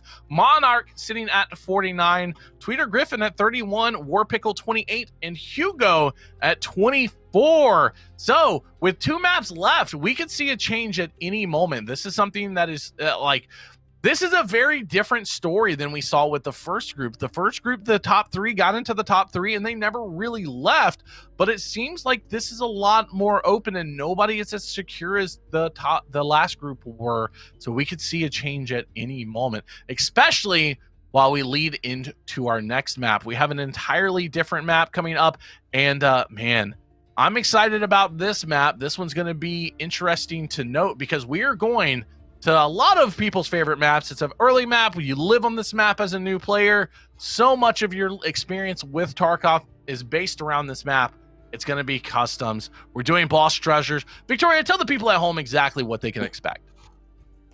Well, hopefully a lot of Rashala, but he has stashed his golden TT in the new gas station office. You're to kill Rashala somewhere near the construction site to get the gas station office key off his body. Use the key to get the golden TT and extract with it. Kill all PMCs and scavs in your way. And of course, the rules is any loadout, not allowed any Reap IRs, Flurs, T7s. Where you get 1 point per scav kill, 1 point for PMC kill, 2 points for a dog tag on extract. Rashala kill is 5 points. Kill the guards and it's 2 points each. Extract 3 points, and a golden TT extract is 10 points. Yes, So a lot of happening. points. Exactly, and this is something me and Ash talked about before in the first group. Was there's a bunch of points to be had in this map. Trey made a huge comeback from this map, racking up an absolute, I mean, I think he racked up 40 points or something like that in this map. But there is a lot, but they're very limited. So you can only get so many points because there are only so many cards. There's only one Rashala. There's only one gold TP pistol. So the question's going to be, do our competitors push the Rashala fight knowing that, or do they kind of hang out around the gas station to maybe pick up whoever won that Rashala fight and try to take the golden TT for themselves? What would be, what would be your option here, or what would you like to see the competitors do, Victoria? I personally want to see the competitors risk it. I feel like a lot of them have played fairly safe this entire tournament so far. So I'd like to see at least a couple of them kind of go at it. And I think it'll be really interesting to see if a couple competitors find Rashala at the same time. I think that'll be great content, and it'll be really interesting to see who comes out on top. Very, very true. And with that being said, if you want to keep up to date on the ratings for every one of our competitors, make sure you head over to escapefromtarkov.com/evasion or click the link in the chat. It will take you directly there. Find out where all of your favorite competitors. Also, once again, a huge shout out to our sponsors for today, Empire Jerky and Goodies Granola. Like I said earlier, if you want sweet, you can go with the granola. If you want savory, you got the jerky. 2 amazing options. Honestly, make sure you pick up something from both of those folks today. Head over to their websites. And our competitors are getting geared up. They're getting ready for this next battle over here on Customs. I love we're going to see some interesting plays, especially if the last group was anything to say. And with this group being so much closer, it's going to count even more. Depending on who you kill is going to be the difference between winning and losing and getting into the top 3. Because remember, Victoria, the top 3 from today move on to the championship Sunday. Well, I'm curious, Bunny. Who are you rooting for? I am not allowed to have a favorite. I am the headcaster here at Evasion. I have to keep my personal preferences to myself, and I root for all of our competitors equally. Sir, we've already distinguished you need new glasses and a new monitor. Might as well tell us who you're rooting for.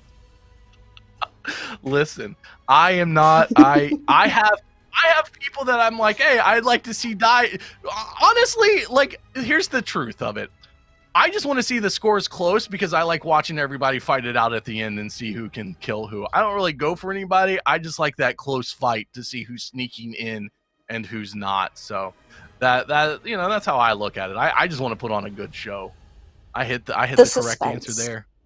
The suspense. See, that was good. But with that said, guys, make sure you head over to the website evasion.gg and check out all of our upcoming calendar dates, because we have another event tomorrow with semifinals Group C and semifinals Group D. And then the championship for NA will be Sunday, where we will crown a winner and they will walk home with the prize pool. And then next weekend, we're doing it all again, but this time for EU. We have an entire new set of competitors for the Europeans, and they're going to fight it out for a championship next weekend. I can't wait to see how that goes. Then we're not done yet. We got so much going on here at Evasion in conjunction with State. we will have trios coming up. Trios was an absolute blast last time around. We saw some amazing competition between all of our trio teams and competitors when they went to Shoreline, second best Team map in sub, the it'll game, be fun. and fought Sanitar over and over. Great stuff. But our competitors are loading into customs while we jump in here with Monarchs and Twisted right off the bat. Let's see what happens. I see how it is, BSG. I see how it is. Why is that not working? Who is this on our screen right now? We have Monarchs and Monarch? Twisted right now. Oh. They got the opposite spawns. Oh, are they going to push? They're running right at each other. No! No! Oh, God. Oh, my. I was worried about that on the other side. Oh, no. Twisted drops Monarch. The only good thing is, If Monarch had just ran down the road, he would have been safe, but he decided to come on the backside. He was more worried about the the front side spawn and not the backside, and gets dropped by Twisted. Unfortunate for Monarch there. That has to be so frustrating, especially at the beginning of the raid like that. Shinji has found Modern over here. Modern is at jump over. He's looking down the train tracks, thinks the shots came from the train, doesn't realize Shinji is directly to his right, but may have heard her as she crept up. Doesn't have the strength to normally get up on top of that as fast as she would like. He is looking for her. Let's see how this unfolds real quick here, Victoria. He's going for the jump over. Oh! Shinji! Shinji ran out of ammo. She's going ahead. She has lit him up. He is hurt. He is down. Oh, Shinji picks up the let's kill go. on Modern. Drops him easy peasy. Geez, that was great. She had great cover, too. She truly did. Going ahead and picking up a scav here. Hits him with a BP. Doesn't die. Second one to the head does drop him. Going ahead and pushing around. Remember, their entire objective here, though, is to get over to Rashala and the boys. Does look like Frozen is in. His chest is hurt. He may be in a fight with Rashala. He's lost both arms. Using an M1A with no arms is kind of a pain. I'm curious if Cotton's going to run into Hugo again. Why are you putting that negative juju out in the world, Victoria? Poor Frozen and Cotton going back and forth, or Frozen, Cotton, and Hugo going back and forth over and over as Frozen tosses a couple more grenades in here. I think he's fighting Kuzi actually up top. They know each other are there. Let's see if Kuzi can answer this. Kuzi's shooting at somebody else, though, over at the train. Man, he is sandwiched right now in a bad spot as Frozen continues to push this fight. Cotton is definitely seeming a little bit more aggressive this time. Really like it. Oh, beautiful little underhand toss by Kuzi, thinking that he might be down low on the right-hand side, giving it a bounce slide to try to drop it. Oh. Oh, they're really in it right now. Kuzi getting lit up.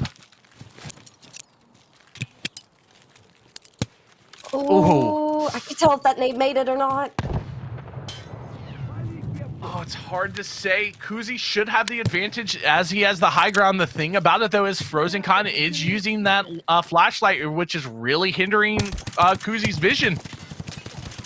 Oh, Kuzi, move! Kuzi is still up and fighting this. Did he just die? Wait, Oh? What? Did Kuzi just die? He might have just died. Hugo took the shot on Kuzi up top and stole the kill. See what I tell you about Hugo?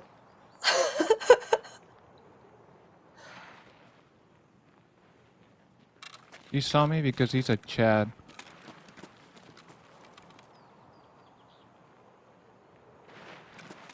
Is he going to run into Cotton He was again? shooting at somebody. Oh my god, let's kill this guy.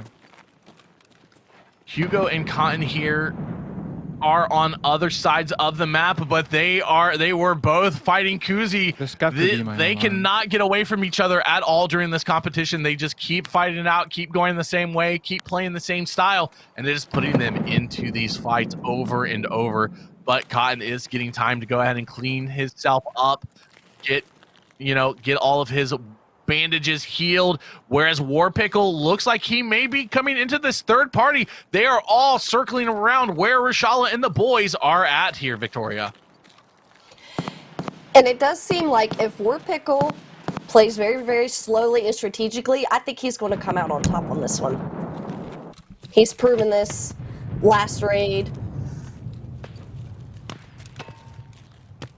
War Pickle on the other side, Cotton. They are flanking the same building right now. Looks like War Pickle is going to go ahead and get aggressive and push into where Rashala and the boys are, try to pick up that fight, but Frozen could see straight across if he gets the correct line of sight. But War Pickle holding down inside of that dark area, playing a little bit slower, listening. We got the rescue chat. All or nothing. They're player. both pushing. Oh. Cotton is definitely being cautious. Oh, it looks like the boys have spawned up top again. The boss is upstairs while Frozen and War Pickle are both downstairs. Frozen's going to wrap around, possibly jump up and use the ramp to go up top. The boys are coming down the steps, though. Gets a few shots on some of the guards. Doesn't drop them just yet. Yeah. Calm down with the shots. Don't. Calm down with the shots. Frozen goes down. Was that to one of the boss guards? It was as the boss going. It goes down to the boss guard. That leaves War Pickle inside all by himself with the guards and the boss. What is happening? Gingy hears all of this going on. She is posted up long range, looking to get a couple of snipes in. Oh, if Pickle exposes himself at all to her, she is going to hit those shots and drop him. Well, and from where Gingy's standing, can she possibly see Rashala? It depends. If he peeks his head in a certain way, she can definitely get shots. If he goes up to the mounted MGs, she's going to go ahead and find some of the guards down there, not taking any of the shots, choosing to keep her position safe. War Pickle going ahead and peeking this, taking a couple of shots at the guards. She's now going to know that somebody is down there fighting them, puts her into a very strong position. Oh, War good job.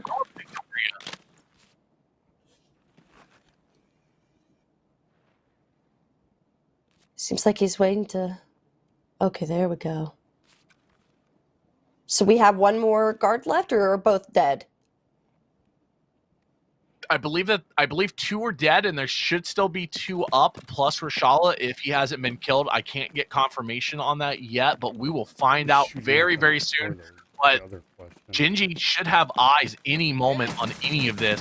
Oh, went ahead and finding. No! War Pickle goes down!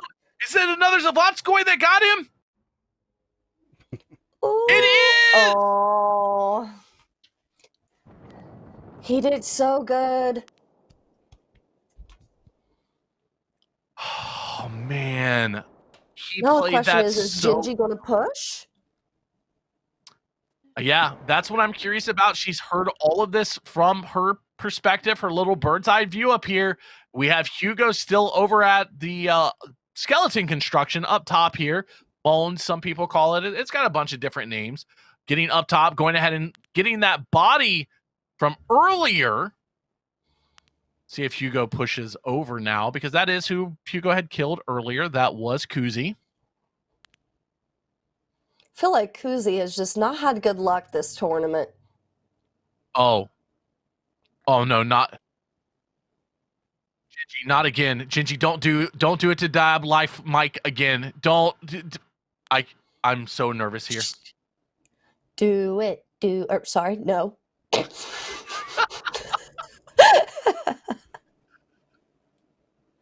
Oh, the poor Dab Life Mike has literally not died to anybody else, or I think even seen anybody else besides Gingy this entire day. And every time Gingy just saw somebody straight below her. Right there. Get him. They're not looking at the window. She can't get an angle because she can't get through the window. She just has to wait. He went to her right. She did not see that. He's on the right-hand side. I could have sworn I saw his head peek over the train track to the right. Does he know that she's up there? No, he has no idea. It seems like he is very confused. I do not Shut know that who guy that down, was. Gigi. Dab Life Mike is playing it safe. Hugo is also over here at the train car underneath. They're all here. They're all in this area. Every competitor, from what we can tell at this moment. Where is this person going? Think she's trying to listen for him? She's either trying to listen or get an eye on him at all. I'm pretty sure he's still right below her. I do not think he went left. Like from what I remember seeing, he went to the right and not to the left. But if that is the case, he's going to walk right into Hugo, who is holding under the train. But every one of our competitors is right around here. Dab Life playing it safe. He's going to go ahead and try to get a grenade up there. Very dangerous to do when you're fighting bosses is to throw a grenade because it aggroes them like a hornet's nest and they get very aggressive.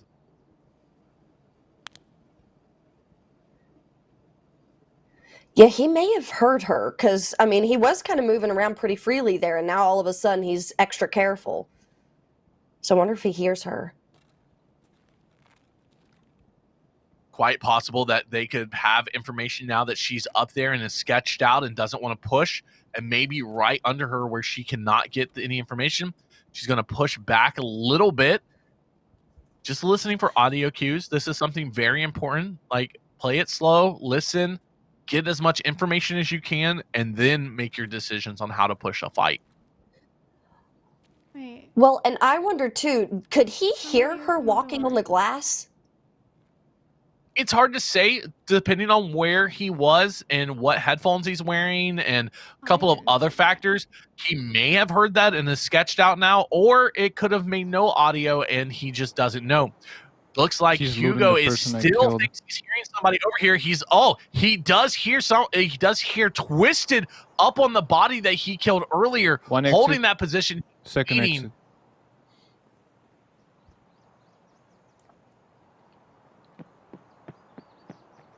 Oh. He is in such an awkward position right now, though. Oh. Twisted is... Oh, my God! Easy. Wow. Whoa. One tap, Twisted in the head, picks up that kill. Beautiful shot there. Honestly, just clean one tap. That was a beautiful shot. Wow, what an awkward position to be in, just laying on the tracks like that. He's still alive. Now, there's still the one under Gingy. There's still Hugo. And then I believe that Mike is still up inside there. Tweeter Griffin. Is Tweeter the one that was under Gingy? I believe so. He's holding it down now. Yep. Tweeter Griffin is the one that was under Gingy. Hugo is to his right. And then Gingy is in the tower up top. And then I believe that is Mike inside taking the fight. And it doesn't seem like Gingy's moving. Like, Man, that person that's gonna come out with the key, it's gonna be my ticket to victory. My ticket to win today, or at least qualify for top 3. It's gonna be that person with the Reshala key, because there's so many dead in there. I know it. Hugo playing out the scenario in his head, Victoria. So much what competitors do, and even us as Tarkov players, we always have to piece together what's going on to try to make a decision. Mike is really getting into it inside with the ball, Scavs, I believe. And Hugo definitely seems pretty confident, which is good. Mike just picked.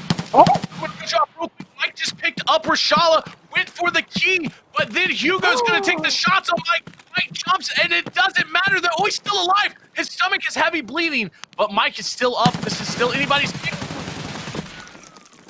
Mike. He throws a grenade. No! Hugo pushed at the right time with the bullets. Something I want to point out, very, very important here. Hugo did something amazing that a lot of players do not do. Hugo went ahead and did suppressing fire on the doorway. So if Mike decided to push the doorway, he had no choice but to push directly into Hugo's bullets. And then once Hugo heard the reload, That's when he pushed for the kill. Amazing gameplay, high tier knowledge there. Great to Please tell see. me you have the key. from- Please tell me you have the key. Please tell And me that you have the shows key. too Please tell me you his have the key. knowledge of the game. That was very Please tell me you have the strategic. key. It was very aggressive, and he came out on Awesome. top. That was awesome. Very, very true. I Now was being here's shot the at by here's the somebody. problem for Hugo though. Mike didn't have time to get the key off of Rashala, so that means the key is still on Rashala's body, out in the open at that doorway. Hugo is going to, if he wants to do Don't have a this, CMS. push to get the key. I'm throwing. I forgot. And then Gingy's still in that tower, so I wonder if she's did going to he wait kill and pick him Rashala? off. Now, Tweeter Griffin is not in the best position to hold this body. Doesn't realize that Rashala is out on the left-hand side, playing it very patient. All of the competitors know that one person has the key.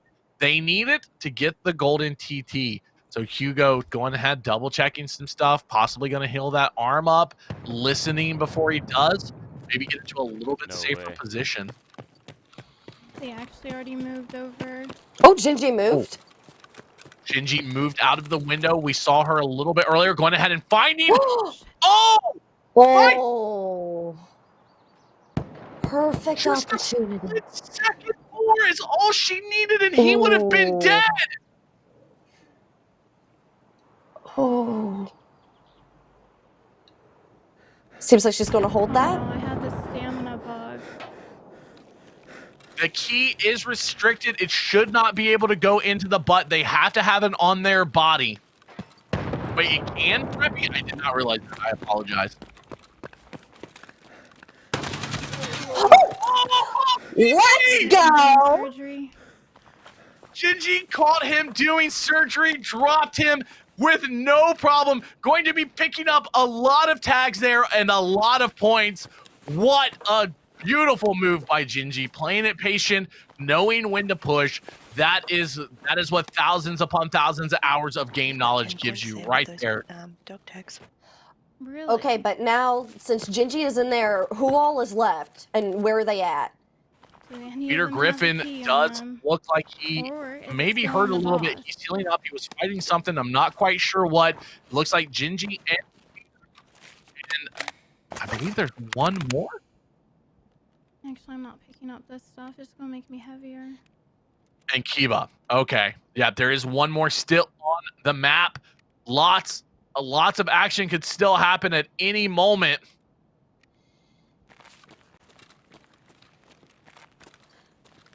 I'm curious if they're waiting for her to leave and then pick her off. Chiba is just, I don't know where Chiba's at right now. We'll find out soon. But Tweeter's healing up from his fight. Which we haven't seen much of Chiba. What has he been doing? No idea. But Gingy hears something, or at least he does.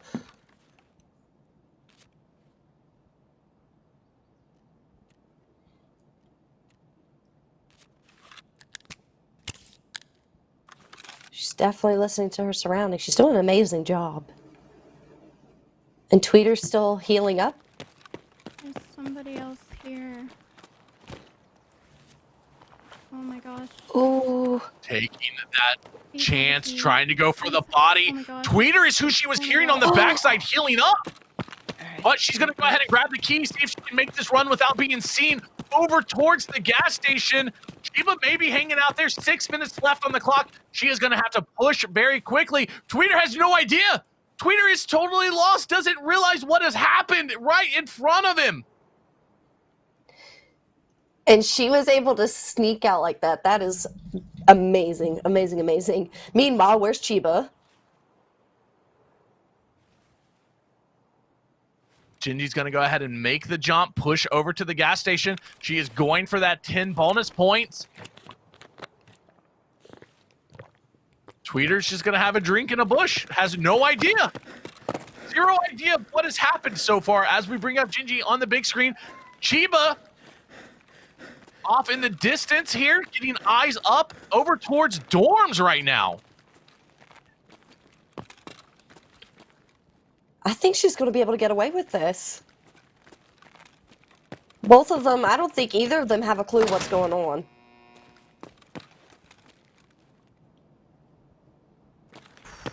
Okay. I can do this. Oh, she's giving Yes, herself you a can. pep talk.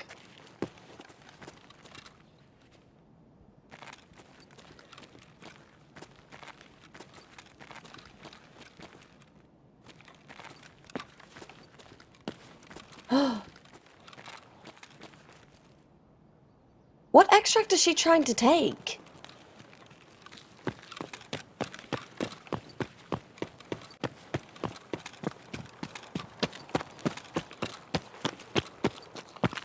Oh my. I guess if she can make it before the others.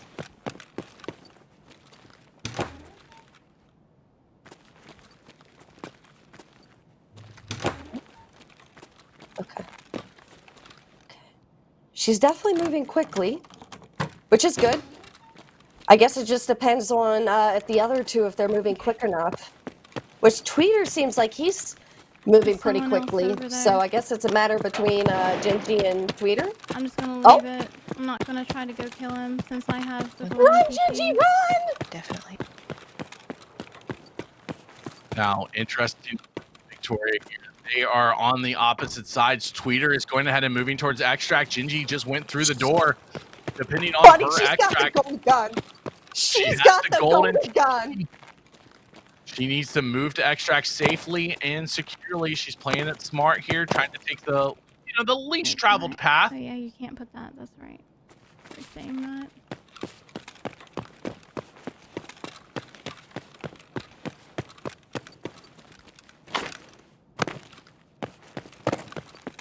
So it does look like Tweeter has said, you know what? I don't think there's any more points to be had on this map. Does not know what is going on, saying, hey, I'm going to go ahead and move towards extract and call it a day. Body armor Also making a run and pushing out here. As Chiba goes towards extract, it will leave Gingy alone on the map. GG's. So we see Tweeter going ahead and giving it a call there, Victoria. We got through it. She's doing great. And it looks like she's going to make it out. Because is it officially just her on the map? Did the other two extract? I believe the other two have extracted. It's just her on the map with 2 minutes and 30 seconds left. Power not on, no factory key. She does need to make it over to RUAF though very, very quickly. She has to push this. Like she's gotta go. Gosh, I don't know. Does she have time? I honestly do not know. Like, if she moves, she does. Like, she has to move, but there is no power. There is no factory key, correct? So you do not have time for that. Oh wait, but she turned power on, didn't she? So she should be fine. I looked at his body. She doesn't have a factory key to unlock the door, correct? Or does she? Oh. Yeah, power being on shouldn't matter. She has no factory key unless I'm mistaken. She does have a factory key. I am wrong. She's fine. She's completely fine. She has nothing to worry about. Good She has plenty of time. job. I was way more worried than I needed to be. Dog tags plus the gun plus a player kill.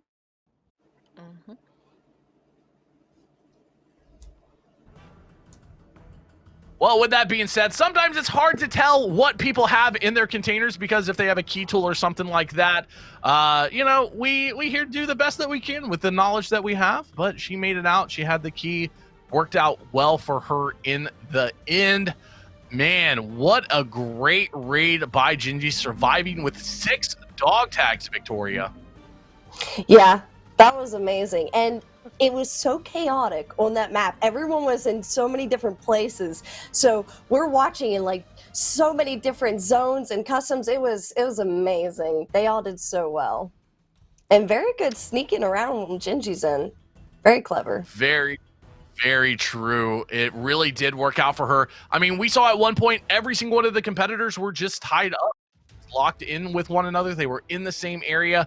And man, it came down to just that luck and timing as so many raids go for us here in the Tarkov community. But with that being said, let's take a look at our solos group B map, see where our competitors are.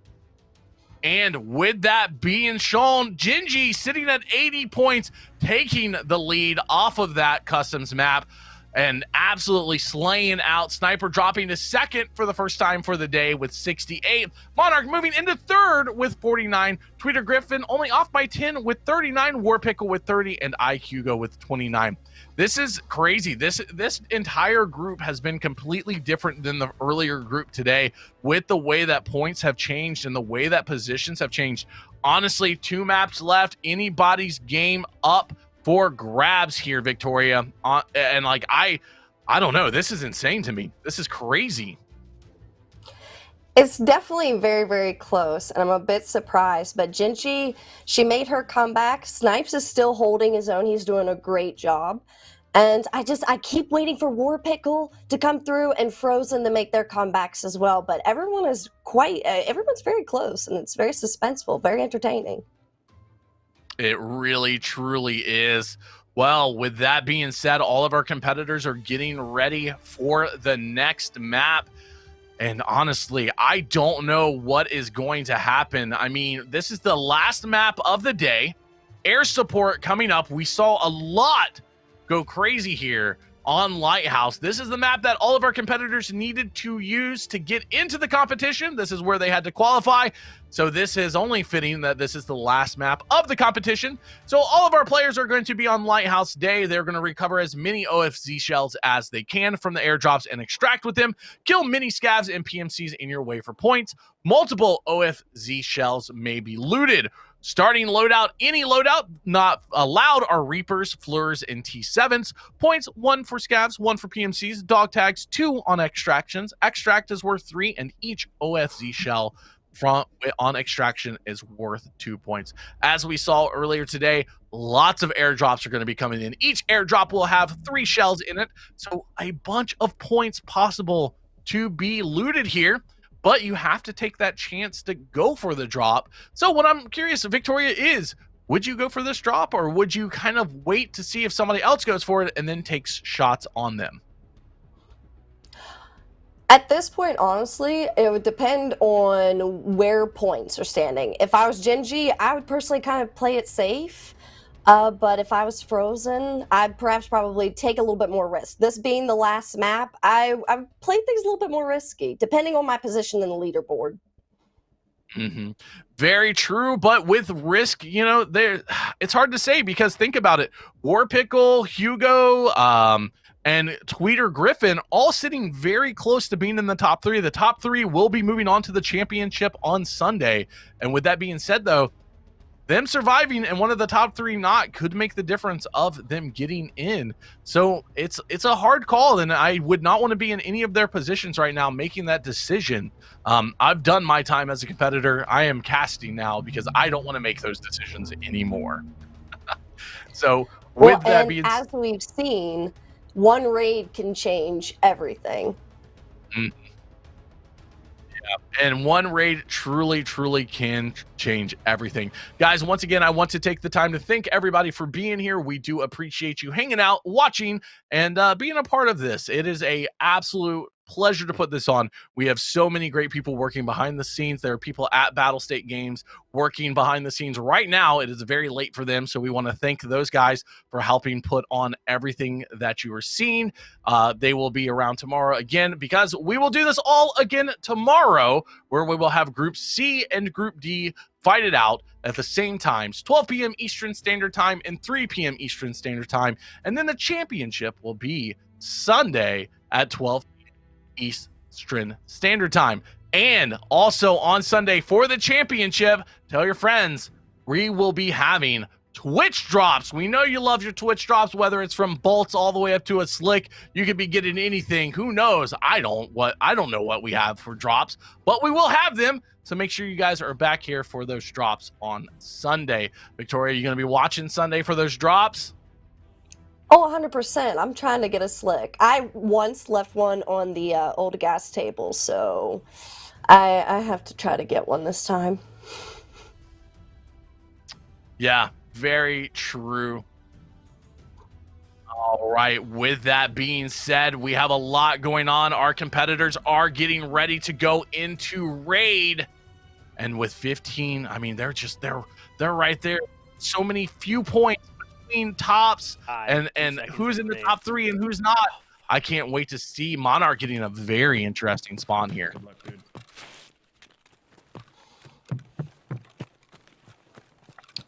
Okay, so we have Monarch, and he is what we believe 3rd place on the leaderboard so far. I believe Monarch is in 3rd place right now. He's decided to go back with the SVD. I like the choice here. And there it is. You hear that? Victoria, our very first airdrop of the raid instantly coming in for our competitors. I'm curious to see who goes for it and who decides to wait it out. Yeah, it's going to be interesting because they also have to figure out where it's dropping. That is the other problem with the airdrops is they don't know the drop locations, so they need to kind of listen, they need to look, they need to wait, and it looks like Monarch is the first one to spot it. At least I believe I saw it on his screen to the top right. Going ahead and checking over by Fried Rock on that section of the mountain, seeing if anybody is up there moving. And it's waiting. Agreed. And it seems like Frozen, it looks like he's trying to be a little aggressive and headed towards the airdrop. Monarch seems to as well, so I'll be curious if they kind of play it really slowly or if they just head right to it.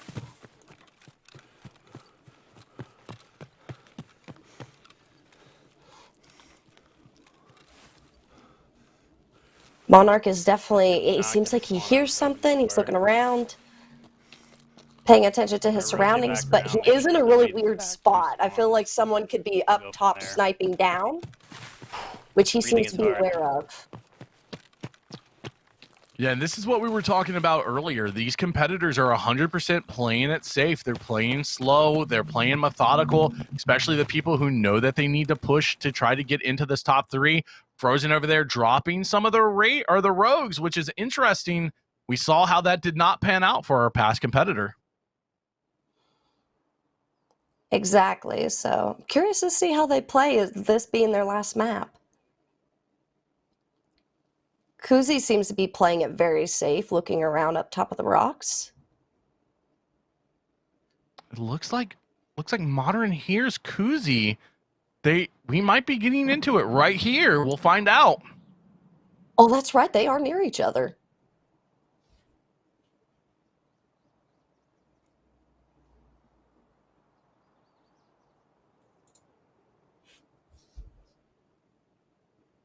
Kuzi seems to be hearing. Or at least, oh. Modern's going ahead and finding Kuzi and Kuzi with a beautiful spray. And it has not been Kuzi's day. He has been pinched in between fights over and over. Modern going ahead and picking up that kill, picking up that dog tag. Huge for Modern here. But did Kuzi see Monarch? I'm not sure if Monarch got the upper hand on him. Yeah, I think Modern heard him just creeping around there and just kind of waited patiently for him to make the push. As we have yet another airdrop coming in, more OFZ shells going to be on the map for these competitors. Chiba moving up the mountain over by the village, trying to get eyes on where that may be. I like Chiba's gun choice. I'm a huge fan of the RFB with a voodoo on it. Which I didn't realize you can get more than one airdrop in a raid. You can't, but this is our special thing just for our tournament where we will be dropping airdrops all the time for these OFZ shells. BSG can do some really, really cool stuff on the private servers at our behest. Shout out to BSG. Yeah, every 3 minutes, Sigma is saying another airdrop will be coming in for the entire raid. Now it doesn't seem like Twitter... any of them are taking it.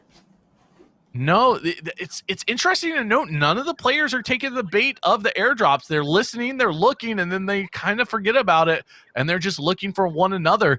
They know the airdrops are worth a lot of points, but they understand how dangerous the airdrops are. Modern over here looking.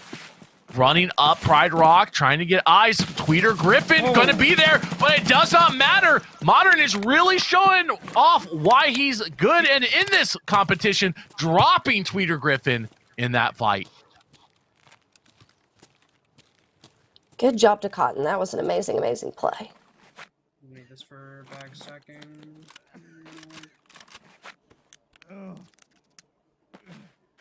Seems like Hugo, I can't tell if he hears someone or if he's just playing very cautious like he has before. Yeah, it looks like Hugo is in that area near Modern, creeping up. I don't know if Modern actually heard him, but I believe Hugo hears him, and they are kind of circling each other. He's listening, trying to hunt him down. Hugo playing patient. Here's the running, trying to get eyes. Oh, no! No! Hugo gets Modern after all of that. Hugo picks up the points, grabbing those dog tags, but Gingy is off in the distance just a little bit, not super far away. May have heard some of those shots, I believe, if I'm not mistaken. No, I apologize. She is on the other side. So they are up on the Pride Rock in the top right hand of her corner, and she is over here. Now it does look like she may have just dropped Monarch. She maybe doesn't know if he's dead or not, so she's going to throw a grenade out just to clear it. That grenade really went. Which that move kind of surprises me, throwing a grenade out there like that in the open field.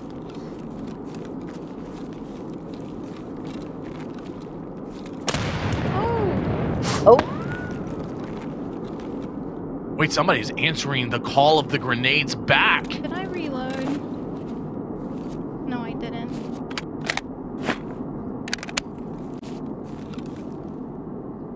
She sees him? Oh, I could have had him. Oh.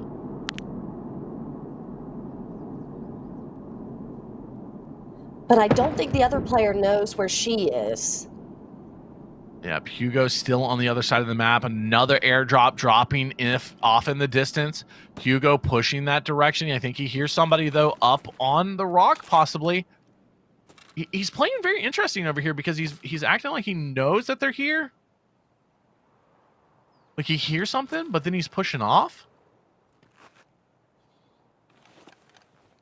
Yeah, something is off here. Oh, it's Chiba. Shiva going ahead and getting into it with somebody up on the rock using that RFB with the voodoo sight, getting a lot of shots on up there. Doesn't know if he actually dropped him or not. Cannot confirm from our end, but we'll see as Shiva pushes up. Billy Goats up. All right.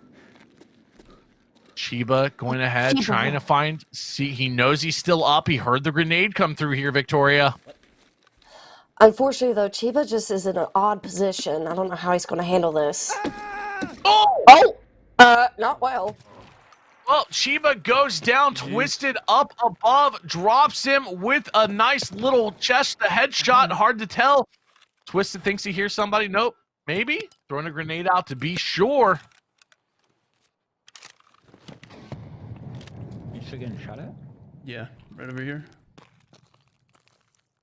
Hard to tell. He may be getting shot at. Could be somebody off in the distance that has some eyes, maybe from Pride Rock or something. Hard to say. Could be Gingy pushing up. Nope, she is over by the helicopter down, so definitely not her.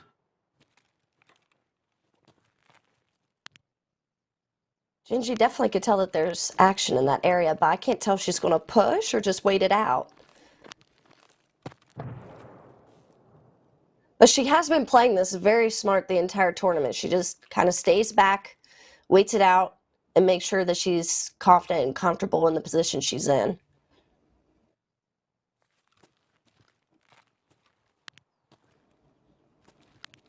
We have Cotton down here. This is something we talked about earlier, being around these rogues for like, unless there's a drop right there, I have no reason to be over here during the competition. But maybe Frozen feels comfortable after all of the qualifiers to be going for it. Twisted's going ahead and grabbing Chiba's dog tag. Another airdrop coming in for our competitors. We'll see how this unfolds for Frozen. Oh. Not well, not well. Oh, He did such a good job. Look at all those kills. Yeah, he did a very, very good job farming up over there. Unfortunately, going down, ending his night, ending his run for the top 3. That is unfortunate. Much love to all of our competitors so far. And man, it is interesting. The scores are switching. People are getting kills. Love to see it.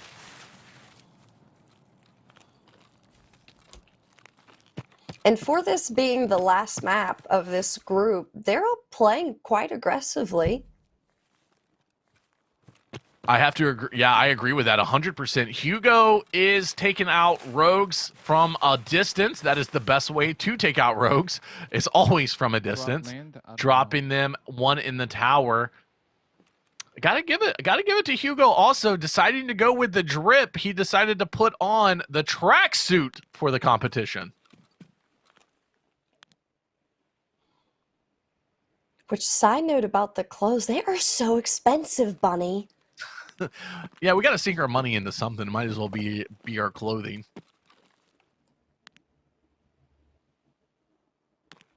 Now, Dab Life Mike up in the top, up in the top of the map at the cottages, hanging out around there. I think he hears something on the outside. I believe a shotgun shot just came in on him, or some kind of shot. I saw the muzzle flash from it. Should be a scav more than likely. Yeah, there it is, Victoria. Get in that scav. Drop right there. It's probably being camped. I'm gonna ignore that. that right there, Victoria, is the thing that I've expected so much. Is they're like, oh, there's a drop right there. It's probably being camped. I'm not gonna go for it. And none of the competitors have any idea. In every one of their heads, every one of those is being camped by somebody. Well, and I love that Hugo just does not hold back. He tells you exactly what's in his head, what he's thinking, what he's going to do. It's hilarious.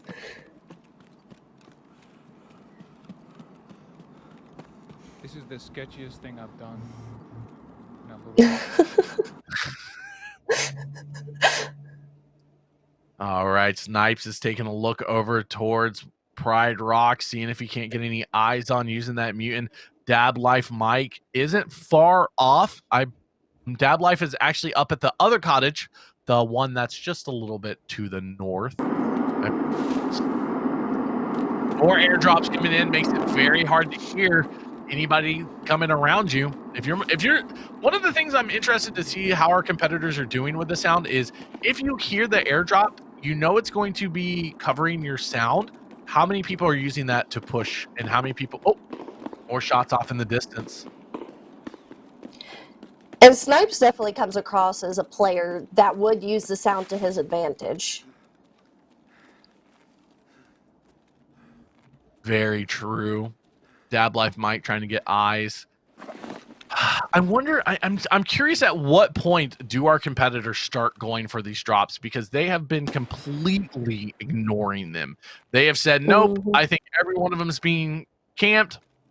Dab Life Mike thinks he hears something inside. So what do you think? At what point would you go for it, Victoria? Honestly, at this point, I wonder if they were better off going at it at the very beginning compared to waiting now. Because everyone knows where the drops are, and everybody's going to be watching, waiting for someone to make the first move.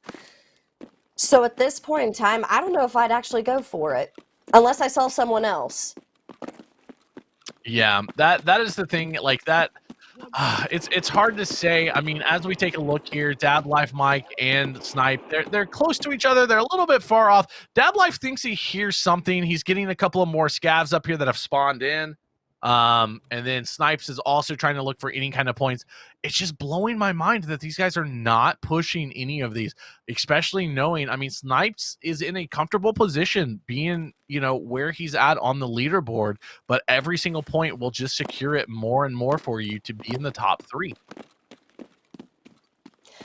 Well, and they're all in a very odd position because they've played aggressively, but not to the point of airdrops. They're holding back from those. Mm-hmm. Very, very true. As we take a look at Twisted in the bottom right, I believe maybe this is who Snipes might have been hearing, because I believe Twisted is in this area. We'll see what happens. Twisted does look like he's inside that little gas station rest stop area. See how this unfolds. Oh, I think Twisted hears Snipes, Victoria. Oh. Question is, the Snipes hear him? I think he does. That grenade is going in. Good bounce on that grenade. Not going to be fully into where Twisted is at, I believe. We've got the airdrop coming in, and Snipes uses it, drops him. What a beautiful, we'll see the kill in Twisted's view right now. And Twisted goes down to Snipes. Another beautiful shot by Snipes. This man has been killing it the entire tourney. He truly has been the man that does not want to die often. And Gingy out here taking a look, grabbing some scavs, putting some kills in. Well, maybe. What? I think it was zeroed a little too high. It was going straight over his head, it looked like. Hard to tell there. But Snipes, honestly, putting in the points, taking a look for that drop, seeing where it is. 8.5 minutes left. Wide open drop right there. That's going to make it extremely dangerous. Does Snipes go for it, though? Can't tell if he's deciding to or not. I think he's going to. Oh. I believe he's making his push over there. He's getting ready, but he's not really clearing. There he goes.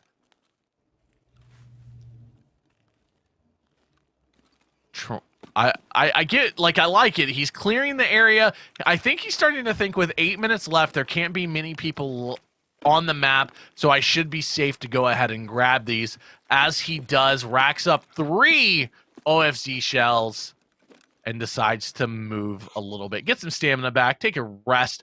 Gingy on the other end of the road, just walking around, enjoying it. It's her lead. She's, you know, she's sitting comfortable. Well, and I appreciate that Snipes, even though playing it safe, he's still being him. He's playing aggressive, and he took a chance on that airdrop, and so far it worked out for him. Mm-hmm. Very true. It did. But each one of those shells, remember, are worth 3 points apiece. So that is 9 points sitting in Snipes' backpack. He's just chilling out, taking a breather, relaxing, maybe just trying to decide what to do next. 7 minutes left on the clock as Warpickle is on the other side of the map at the train yard. So Snipes in the middle of Warpickle and Gingy, all 3 on opposite ends of the map. Well, have any of them went rogue hunting at all? If you remember correctly, I believe it was Frozen Cotton was the one that decided to destroy all of the rogues before being taken out to him earlier, and then a couple of other shots on the rogue. So I don't believe there should be many rogues left open up. Hugo is still over in that area, also closing in on War.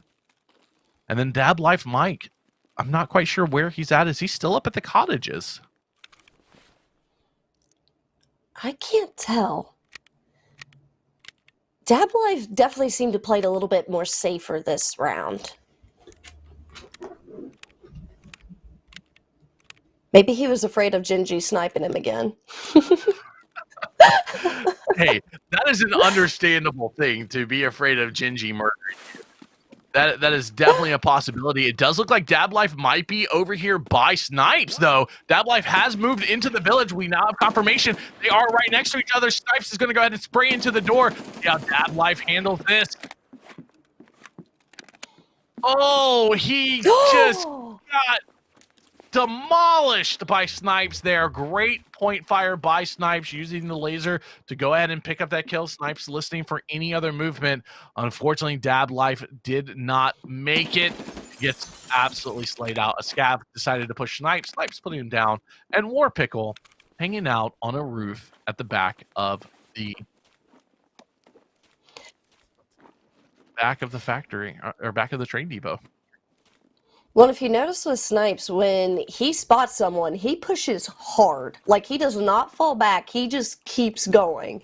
And I think that's resulted in a lot of his kills so far. That is true. He has been very aggressive on his swings. He's decided over and over to push every single encounter, and I think that's worked out really, really well for him. I also think a little bit of luck has been involved with those, because truly, like, those pushes, those aggressive pushes, I mean, with inertia can go one of two ways, but they have worked out for Snipes over and over today. War Pickle hanging out back here on the train, waiting for it. Hugo pushing for this, trying to get those 3 extra points, has no idea that War Pickle is waiting for him, using that G28 up on top. What is about to happen? War Pickle taking his time. He doesn't know yet. He needs to check this, though. It's empty. Hugo has no idea. Pickle just let him check it. Oh, why isn't he moving? Oh, he's getting dropped now, Pickle. Okay, a little bit of a delay. Pickle's going ahead and finding him, waiting, finding him, and dropping him right there. I hate being that guy. War Pickle just did Hugo dirty. Says, I hate being that guy, but it's a competition, and I have to, as Gingy goes ahead and picks up a couple of OFC shells of her own, and possibly with 3 minutes left on the clock, moving towards extract. But if we remember correctly, didn't Hugo do the exact same thing to Cotton on interchange?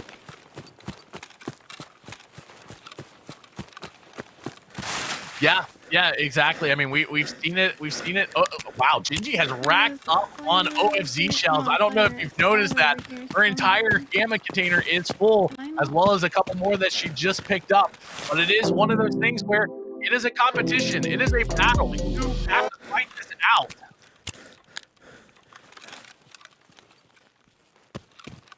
You do what you need to win. Exactly.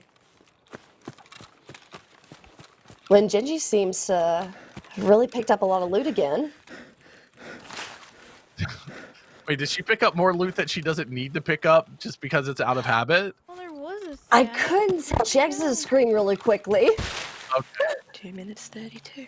It's a hard habit to break, especially for her. She's so used to just picking up everything that she sees.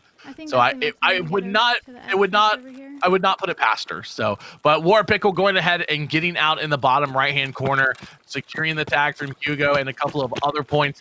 We will see how the standing unfolds for these competitors. Snipe is also getting an extract here, so we will see where Snipe falls into this if he secured that second place.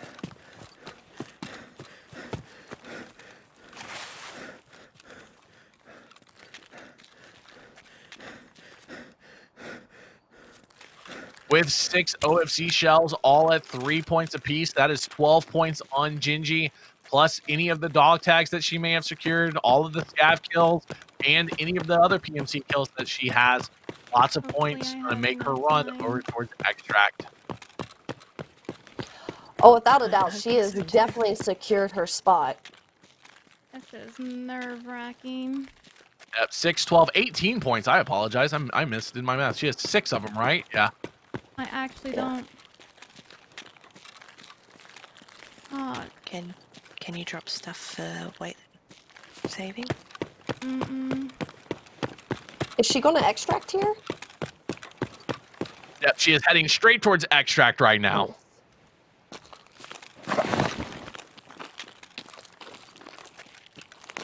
I guess She's got plenty of time to make it to extract, chat. It's only about a 10-second jog. It's on the backside of this construction site. She is completely fine. I don't even think she needed to drop her backpack. It's okay. She has been playing it so close with the timer almost every single raid. You're good. Actually, I think I am good. I think I am good. You're perfectly fine. 7 seconds. That's all you need. You're in extract. You are safe. Good to go. Oh my And with that, Gingy, like I said, I don't even think she needed to drop her backpack, but she did. It does secure her more than likely her first place. I can't see how she would lose it. It's not really possible mathematically. So she is going to hold on to that first place after an amazing raid, racking up the most points for today between both events, if I'm not mistaken, at 107.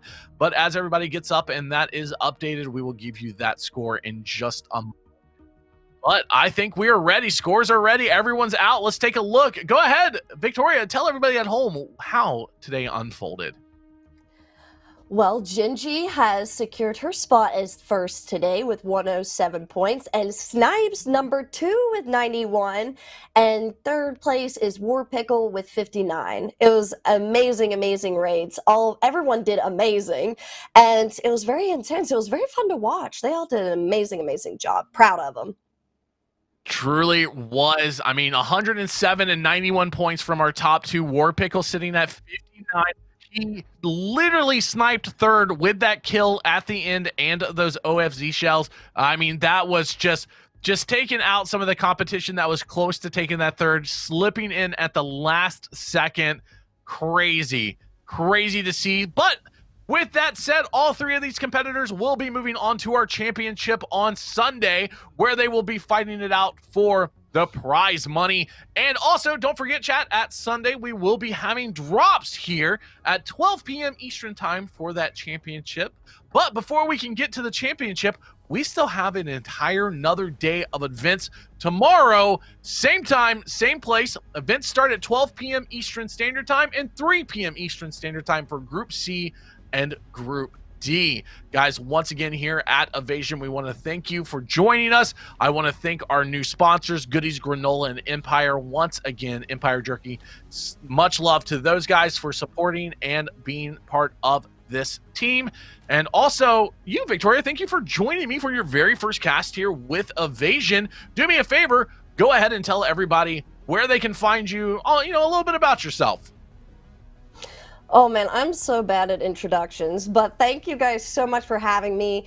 It was a blast, and I'm honored to be a part of such a tight-knit community where we all just have each other's backs, and I love it. I had such a blast today. So shout out to everyone that participated in the tournament. I'm sure you have to be very mentally strong to be able to do something like this. And thank you, BSG, for setting this up in the private servers. But you can find me on Twitch, Victoria Ryan _ there. I'm also on TikTok, Instagram, Twitter, all of that. But the username is Spooky Squirrel. So thank you guys so much for hanging out. Thank you for having me. It was a lot of fun. Thank you so much, buddy. It has been an absolute pleasure as always. Guys, once again, thank you so much for everybody here at Evasion. It has been one heck of a show. We have put so much work into this behind the scenes for weeks upon weeks to get this ready for you. We hope that you enjoy it. I have been your host, as I will be for the entire weekend. My name is Unfluffy Bunny. You can find me Sunday through Friday over on Twitch at Unfluffy Bunny and on all of the socials. Please come on, hang out. I can't wait to see you guys. We do all kind of FPSs from Tarkov to Siege to, whatever I feel like. So I will see you guys there. But from us here at Evasion, that is going to do it. Until tomorrow, we're going to go raid our winner and interview her, Miss Gingy. So we'll see you guys tomorrow. Have a great night. Much love, everybody.